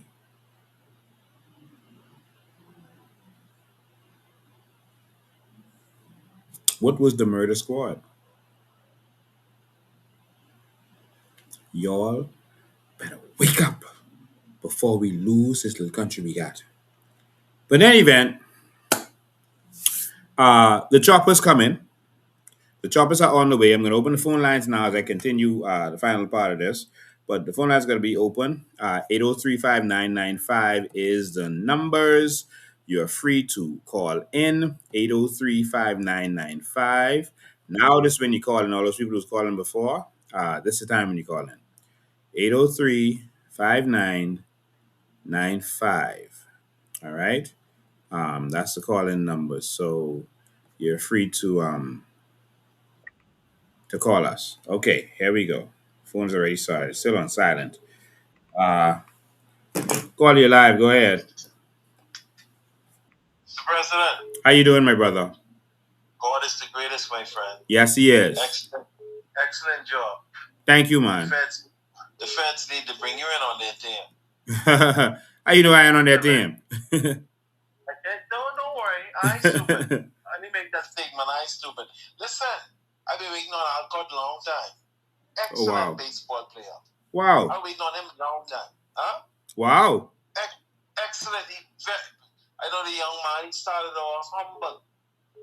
See, when this power and nonsense and corruption get to you, it's change. I waited on him a long time. I know his day was coming too. See, they walk around here like they untouchable. Like, you can't. I always learn, listen, the sun is rise every day and the sun is go down. That means the ball don't roll and it's change. Yeah. It's change. More to follow. Have a nice night, Mr. Bean. Thank you. 803-5995 is the number. You're calling. Let's talk. Investigators also know that the drugs is being brought in from the south. All right. Our northern airports was used to take drugs out. And they also know of incidents where the the dog team or the dog sniffing team in Grand Bahama was really not allowed to search the planes leaving Grand Bahama, so they was wide open. And so evidence have already been given of that, and the foreigners know about that, and so that's Grand Bahama. Under the last administration, the last PRB administration, and basically the drugs, different dogs didn't have a jeep to take.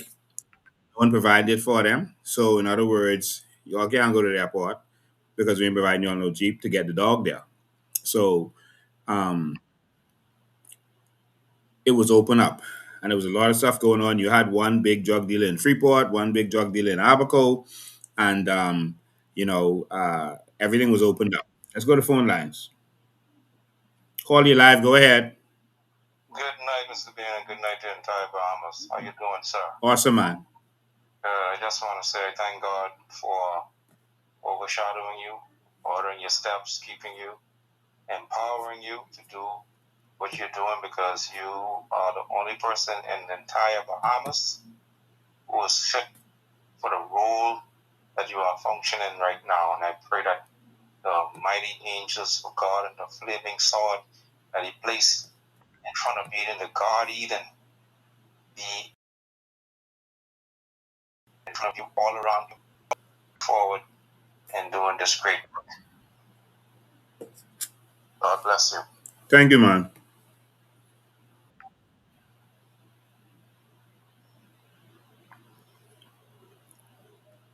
Call you live. Go ahead. Good night, Mr. Ben. How you doing? I'm alive. Oh man, boy, Ben, you ain't easy, boy. You the best. You the best, boy. Thank you, man. Listen, Ben. I can need to hire you to find out who my girl cheating with, because you do good at this investigation stuff. I'm sure you can find out who she cheating with.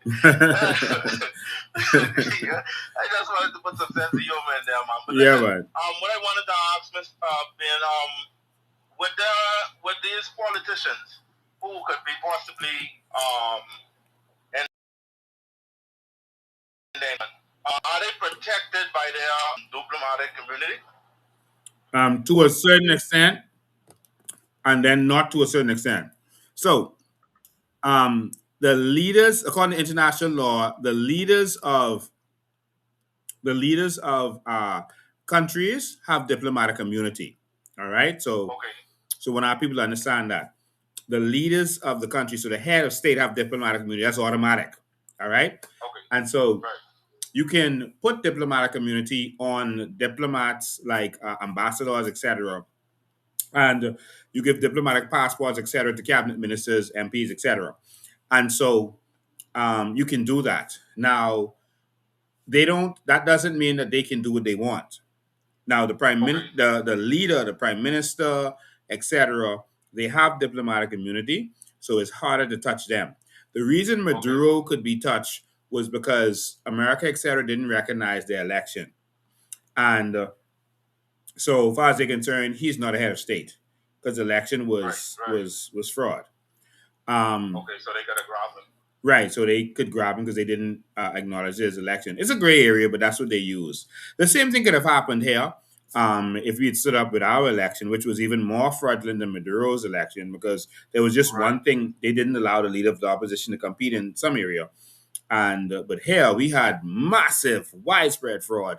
And if our election is not recognized for any reason, then the same thing could happen here.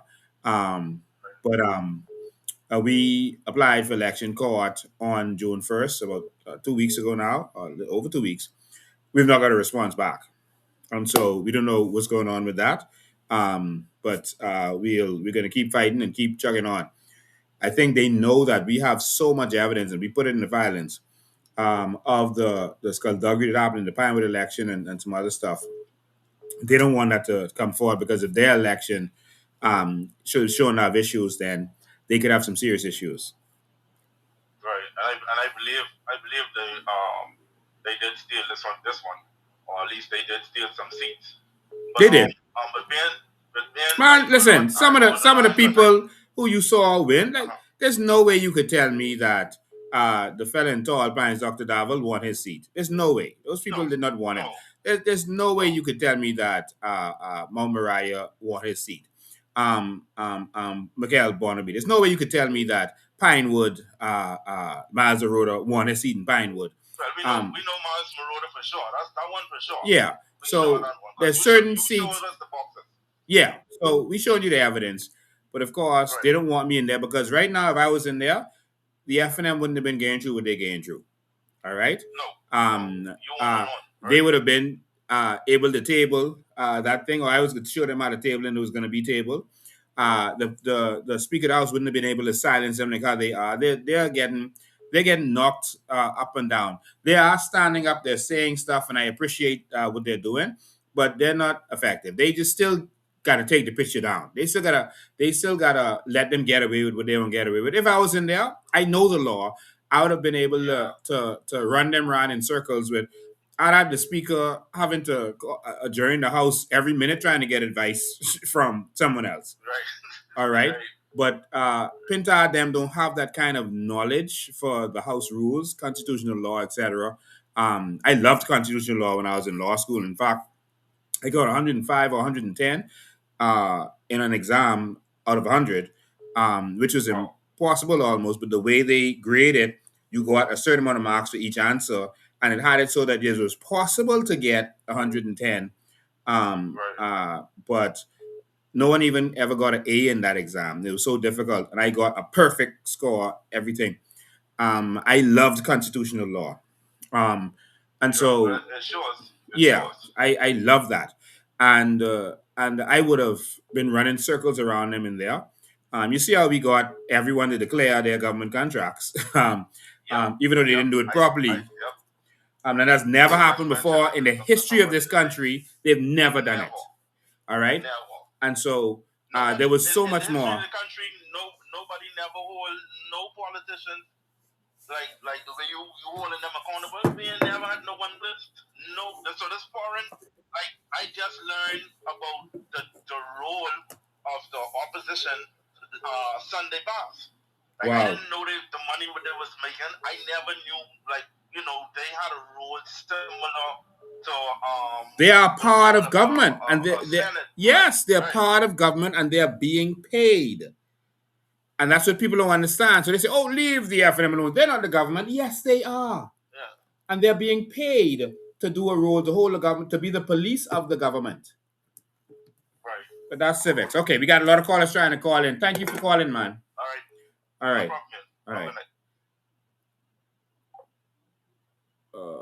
Call you live. Go ahead. Oh, we didn't dial you. All right, call in customer. The lines are open. Go ahead. Call in caller. 803-5995 is the number. 803-5995. That's the number right here on the screen. Call you live. Go ahead. Hey, Mr. Ben, how you doing? I'm alive, man. Great. I just want God to continue to cover you, but boy, Mr. Ben, you shine some light on some stuff. I wouldn't believe all this coke been running through this country. And you know what's so crazy? Like you pinpoint every avenue these people did skullduggery in, and the Speaker of the House wouldn't take a wheel of himself up and call for something serious, man. My God, Lincoln, what these people trying to be turned into a cocaine nation? Yeah. Oh, we lost him. Well, country is dead to the dogs. I mean, their solution is going to be to try to hush and hope America doesn't do anything. Let me show you the leverage that the government has. So when big countries like America want to take this kind of action, they can't leave the country unstable, because if they do, with bad leadership, et cetera, they feel it could cause more problems. So one, they don't want to seem to be affecting another government, and that kind of kept Castro in power, because when they had the Bay of Pigs, some persons were sent over to do the attack, and they didn't get any backup because the persons with them didn't want to make it seem like we were part of that. With Maduro, you saw what happened. They didn't change the whole regime. they allowed the vice president to take charge because they felt that the opposition leader didn't have the network to keep the country going, and there might be unrest. So they pay attention to this kind of stuff. Come to you right now. And so for the Bahamas, it's like, okay, you move Brave and them, but it's just these other people, are they ready to govern? Are they able to govern? And so that's the question they have to ask themselves. So Brave is going to say, well, what you could do. And that's why he kept pushing this thing safe with Brave. He wasn't talking to the Bahamian people.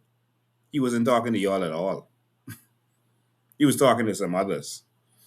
Um, and so the F&M kept looking unstable. We were new. They weren't sure about us. And so in the end, Brave and them are still there. So now we have to determine, they have to determine, do we just do what is justice and lock who needs to get locked up? And then let's restore the Bahamas, because there's other people that can take over and run this country. I'm sure of that. The COI is capable of doing that. There's other people who are capable of doing that. Um, but you're always going to have unstable Bahamas next to America if we keep allowing these same corrupt people to be in charge. And so I'm talking to America on that. We need change. We need you to take a stand. We need you to do something, man. We need you to help the Bahamian people. And I know we have to help ourselves, but we need some strength. And once you start it, we can finish it. We ain't like them people in Iran. You all told them, listen, you all need to, we didn't start it, you all need to rise up. You start it, we can finish it. All right?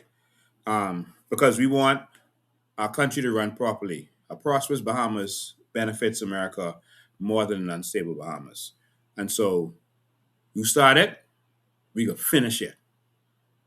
Let's go to the phone lines. Call you live. Go ahead. Good evening, Mr. Bain. How you doing? I'm awesome. Awesome. I was listening to the U.S. ambassador, and he was speaking to the airport in Bahama, and he was asking about, well, I guess, bringing out to how we have not had pre-clearance here in Bahama for some time. And, you know, when you talk about having the dogs removed and all of that, I wonder if that's one of the reasons why they've not made it, you know, either governments have not made it first priority to have that pre-clearance by way of the airport being reinstated here in Grand Bahama. Go to the head of the class. That is why they don't want the pre-clearance. They don't want to fix the airport. They did not want U.S. Customs snooping around. Yes. They did not want that. Yeah, so that's my question tonight. You know. The answer is yes. That is why they don't want to do that airport.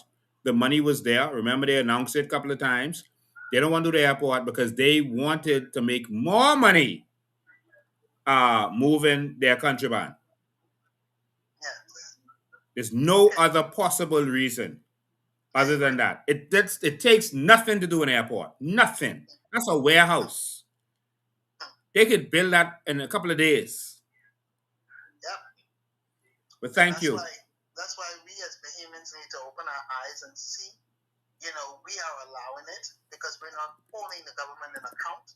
All we do is celebrate our party of choice while these people are operating from a criminal mindset and calling themselves government. Have a good night. Thank you for your call. I appreciate it. 995. We're going to wrap up soon. 803-5995. I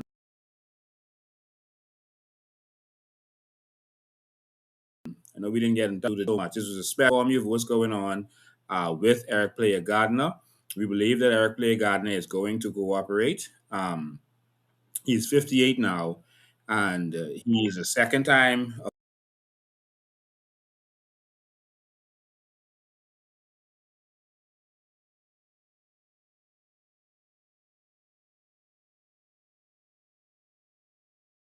There are persons, there are members of parliament who are implicated. Um, because members of parliament used to hang out with some of these fellas. I ain't exposed it yet, but there's members of parliament used to hang out with some of these people. Hang out. Um, y'all know who y'all are. Y'all know whose name was called. I want you to know that they scared. Don't mind the straight face, the smiling and all that kind of stuff. They scared. They're scared. They don't know what to do. They know they're in serious trouble. And so don't mind the straight face. And that's one of the reasons they got to control the media. And they try to silence people like myself. But they call you live. Go ahead. And so, Go ahead, caller. Mr. Bain, Hi. did you? I didn't catch it too good, but did you hear remarks made by the member of parliament saying light warrant towards Adrian White when he had the gentleman's photo up in the house? Yes, I started this live. Sorry, you turned in late. I started this live playing that, and I made comments about it. He told him that he told Adrian that it was dangerous to hold up that thing. Basically, that's what he was saying. He was threatening. It's just my opinion. It seemed like a threat to say that it's dangerous. Shouldn't he be held accountable to give an answer of an explanation as to what he meant by that in that moment by saying that? What is the definition of dangerous? What does that entail? He needs to explain that. Yes, he does. And plus, the Minister Jobet, she needs to be held more accountable as well when she turned away from the reporter when the reporter asked her about that plane. Yes, she does also. These people, they can't be serious, you know. Well, you have to blame us. Of course. You have to blame us. You can't keep blaming the politicians. We keep allowing it. A no vote is a vote for things to remain the way it is. A no vote is actually a vote. In the House of Parliament, everywhere in the world, in Congress, everywhere in the world, you can vote yay, vote nay, or abstain. Abstain mean whoever win, I down with that. Or I think however it is, that's how I fine with it. All right? And so I want to see some pressure get put on like Brian because he need to explain what he was talking about because that right there that can't fly. no, that can't fly. And I think that was cowardice for him to do that. And all of this silencing of your opposers, I think that is actual nonsense. It should not be allowed to continue or to happen in this country. And we have to stand up. And I know, I wish I was in there to help the FNM do their job. But it didn't work out that way. But they're going to have to hold their own in there. And it's not just about arguing back and forth where someone was saying, oh, Andre Rawlins is like, Lincoln Bain. I don't just argue. I come with the facts, I come with the law, I come with the rules, and they can never fight it. They have to break the rule to get around me. Nobody around you like you. They too scared. They wouldn't do what you do. They too scared. Yeah. So it ain't just about arguing in the house. It's about being effective and knowing what to do and how to do it and forcing the government to break the law to have their way. All right. But we got to be more effective and get it done. I still applaud them for what they did do in the last few days, speaking out. But we got to do more. I don't want to hear Pinta talking about judicial review. I want to see the judicial review because it's free for them.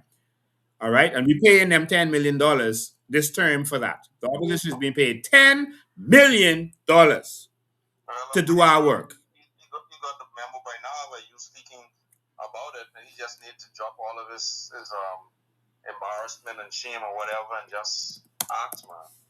Yeah. Yeah. If they want me to advise them, I'll advise them. I'll give them whatever advice that they want. And we'll see if they take the advice. Well, it's all for the better. Yeah, we'll see. All right. All right. Thank you. 5995 is the numbers. I want to thank you all for being with us tonight. I just this just a short over the bar. We got more to talk about.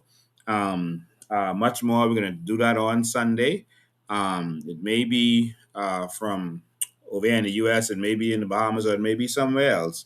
We'll see what happens on Sunday. We're not back in studio yet, but we're gonna continue to do what we have to do. But of course, if you're just tuning in, the indictment is real. The PLP trolls were trying to scare Bahamians by saying that to silence them by saying that that man Eric Gardner was coming out. He's about to come out, and that was a scare tactic and a cowardly scare tactic to silence persons. And we can't entertain that kind of scare tactic. We saw in the House of Assembly, Zane Lightburn seemed to use words that look like the same kind of scare tactic. And again, it's beyond shame for that to be done in our honorable house. He needs to explain what it was he meant talking about this dangerous. That's absolute nonsense. We ain't nobody run. You're scared of nobody. So they need to get rid of that. And Bahamians, it's time to stand up. Time to stand up. More is coming. This is just the beginning. The indictment has happened. More is coming. All right, stay tuned. I want you to know that more is coming. Persons who are there have already talked to the grand jury. Persons have already called the names and spoken to what is going on. I want you to understand that more is coming. The helicopters coming. All right. So, ladies and gentlemen, we want you to continue to support the movement. I know a lot of you have tuned out, but we can't do this without you. We have to, if we're serious about this, you could tell us keep going, but we can't keep going without you as an organization. All right. We gotta maintain our headquarters. We gotta maintain everything we're doing, and everything we do costs a pretty penny. So I just put two uh, two barcodes on the screen. This one is GoFundMe. If you want to use that method, this one is if you're local here in the Bahamas. You can use this method, or just go to our website and be a part of funding the movement. We need your help. So don't just tell me, to continue doing this. We need you to help us to continue doing this. We need your assistance. So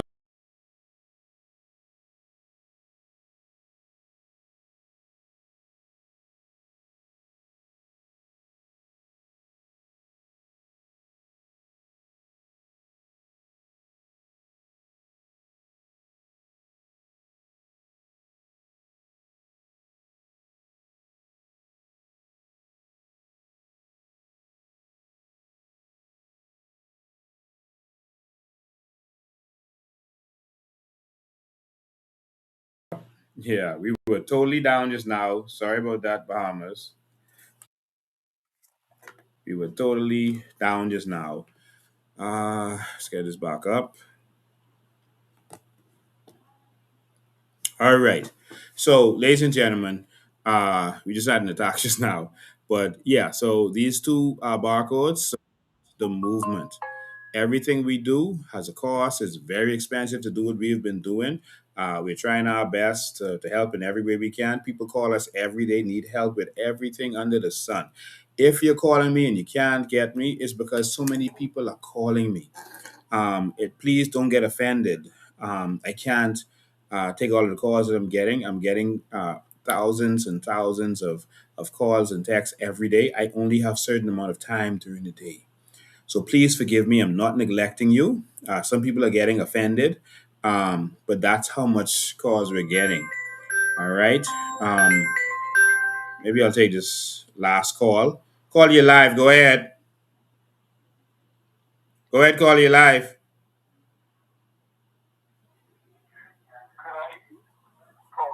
Go ahead. Call you live. Hello. Yes. Go ahead. Call you live. Talk with Gardiner. Eric Gardner? Yeah. If you could talk to him, you want to talk to him now? So I say, if I could talk to I don't know. You got to ask him. but some boy just tell me he's calling on a daily basis. Can you say it again? We can hardly hear you. Maybe you on speakerphone or something. We can't hear you good. So they say he's calling on a daily basis. Oh, they call Gardner and talk to him? Yeah. Oh, I don't know. Could that be done? Uh, it probably could. Now, his lawyer said that he was kind of restricted up to this time, but now that he is in MDC, he's going to be able to make calls from the prison. Okay. So I think most likely, government officials here are going to call him and tell him, listen, you better be quiet, you better shut up, et cetera, et cetera. Most likely. But I was wondering Okay. if that's true. Yeah, he's going to be able to make calls from the prison. Okay. Yeah. All right. Thank you. Um, yeah, so please help support the movement. Um, and if you have a product service you want us to advertise, contact me. We have sometimes over 100,000, sometimes more, watching this live. That's better than the newspapers. They print 8,000 papers a day. That's better than the radio. Most people listen to CDs in their car now. It's even better than TV. And so if you want us to advertise with like these advertisement bands, you see, just like how this call thing or ticker on the bottom, all this kind of stuff, you're going to do that. Just give me a call, 803-5995, and we can do that for you too. We got to raise money for the movement, and we got to keep this going. All right. It was very expensive for us to keep going over that last 5-year period, and we got to keep doing that. So if you support the movement, please be a part of it and help us to get this done. Okay, 36 of you have scanned the barcode that's down there, or we put the other one up too. That's the next one. 36 of you have scanned it or clicked on the link. They didn't ask me to do this. No way. There's this place called Juicing for Life. Someone got this to me from Juicing for Life. This is called the Bedroom Bully. They have a lot of healthy drinks on there that is mind blowing. If you're into health, uh, there's people who go down there every day for smoothies, but this one is the Bedroom Bully. Um, I know why they call it that. But someone brought this to me, and they put meringue in it too. And so this is a very powerful. You have all kind of drinks for different. If you have high cholesterol, if you have this or you have that, they have different drinks. It's very healthy. So give it a try. Empress owns that from Jams. So I don't need to advertise for, but I just want to encourage Bahamian entrepreneurs. So that is something else. So go find them, Google them. It's called Juicing for Life. That is powerful. All right. So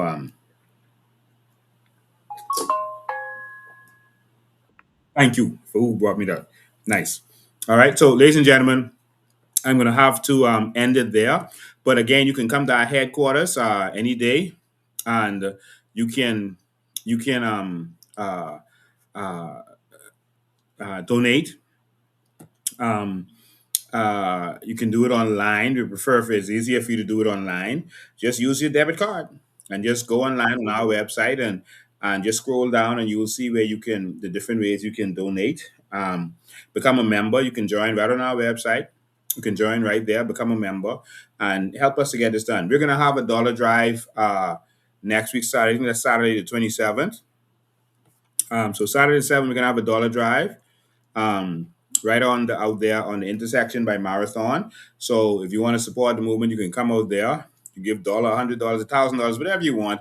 We'll be there. I'll be there. If you want to sit down and talk to me, that'll probably be a good time to be there. Be a part of it. To all of our members, we want all of you to come out. We'll be under the tent. Make sure you come out and be a part of it. So yeah, we're starting the dollar drives again because we're not going to be beholden to anyone but the Bahamian people. All right, and so come out and be a part of it. We'll be giving out our paraphernalia. We'll be out there under the tent raising funds to help keep this going. If you like what we are doing, this has a major cost to it. And we got to maintain our headquarters, maintain everything that we're doing. We got to travel to Family Islands. We got to get this done. And so if you want to support the movement, be a part of it, let's get this done. All right. Back in the when she got up, hey, money, not money for a political party, and make sure she send that to where it needs to go. So if you support the movement, let's get this done. So there will be weeping and gnashing of teeth, Bahamas. There will be weeping and gnashing of teeth, and some of our politicians are in trouble. And so the negotiation for them now is to say, listen, we could behave.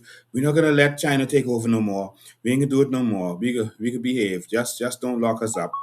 You don't want to stabilize the Bahamas, so that's gonna be their negotiation now. So we're gonna see the decision is up to America. Some of it is a political decision, and some of it is just a criminal decision. But those persons have been locked up, and persons who have been locked up to this time have talked. Um, and we'll see if Eric Gardner talks. I think he's already started. If he's smart, he has. But now they're going to start trying to reach out to him to get him to be quiet. You're going to see attacks to silence media persons. I want to congratulate that young reporter who questioned Jobette Colby. You are the hero of the week. I wish I knew who you were. If someone on here knows who she is, let me know so I could reach out to her. She's the hero of the week. You did a human job. This is what media is supposed to be doing. Y'all don't be scared of them.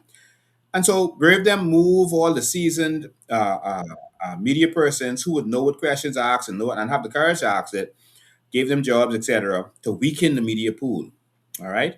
And they did a lot of stuff for third party persons, et cetera, dismantled them. And that left us. So we're glad because we weren't willing to stand down and step aside. But they weakened the media pool.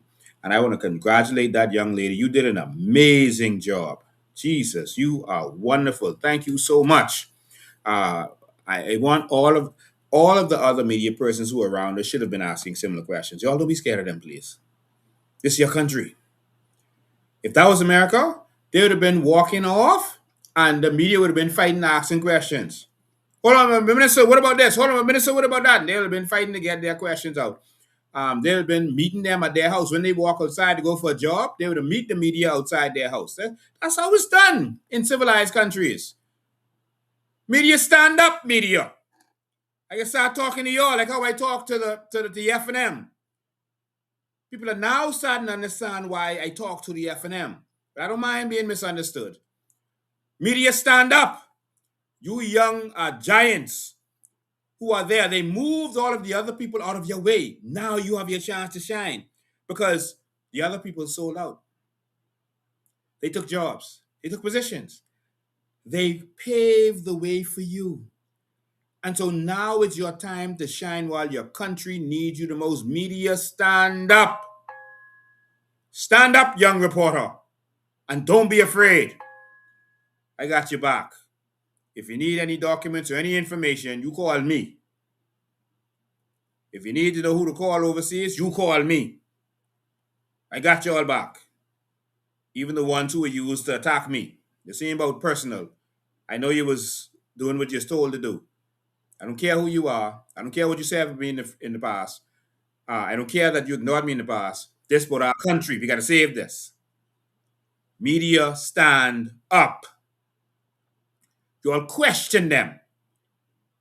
Stand up. Do it like they do it in the US, in England, and in Canada. The civilized countries. You question them.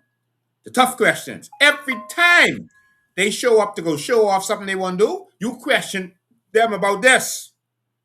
Since they've silenced the opposition and the opposition don't know how to be unsilenced in the House, y'all got to be the opposition. Y'all are the fourth estate. So y'all got to speak up. Again, any media house who needs, and a lot of you call me and I provide what I can provide for you. I've been helping you. I'm going to continue to do that. We got to work together on saving our country. We got to wake people up to the fact that our country is broken. All right? We can't let what happened happen. We can't let criminals rule in our country. We can't. We can't. So I'm going to take all the blows. They can come after me. They come after people around me. So I could pull their attention. While I doing that, y'all deal with them from the other direction. Y'all stand up. I could take the heat. I have no problem with that. I had a good life. I lived good. I enjoyed this. I have no regrets. I've lived 10 lifetimes in one. Nothing they can do to me. I'm satisfied. I'm not afraid. I need you to stand up, media. I need you to stand up. All right? So, ladies and gentlemen, we have to end it there. That's the alarm company back in the Bahamas calling. All right. So, uh, ladies and gentlemen, enjoy. Um, I was advised not to let y'all see outside, not to let them pinpoint where I am. But maybe next time I might do it on the streets of New York. Let y'all see what's going on. I may do it from in front of MDC. I think I should do that. Do another live in front of the prison. Purple and table and chair out there. I can see how that works. All right. We let y'all see what's going on. All right. So, ladies and gentlemen, God bless you. I do this because I love my country. The same about politics. I'm doing this because I love my country. If you want to know about our vision, it's still on our website. Our documentaries are there. Our vision is there. Right now, we would have been so much further ahead. Now, we're going backwards. The trick with the electricity, they paid for extra generators during the last summer to impress you for election. That's not sustainable. And now, electricity is going to the dogs. And Pike has been sold in America for a couple $1 billion. The BPL deal raised the value of Pike. It sold, and now no one checking. The money done made. Y'all get swing again. Ladies and gentlemen, thank you. 63 people have touched the scan. Even if it's just $5 a week, even if it's $10 a week, even if it's $1 a week, support the movement. Go on our website. Go on one of those links, whether it's the GoFundMe or the other one, Sun Cash. Support the movement. We need you. Just like you need us and you're telling us to keep going, we cannot do it without you. It is not possible because we're doing this for you. This is your mission, not ours. So I'm going to be out here and take the blows. We need you to help us while we're out here taking the blows so that we don't have to focus on the hard part of money making. We need to focus. We need to be able to focus on doing what we're doing. And if you help us, we can focus even more. Spend our time focus on keeping their foot to the fire. God bless you. We love you. Media, stand up. We'll see you next time.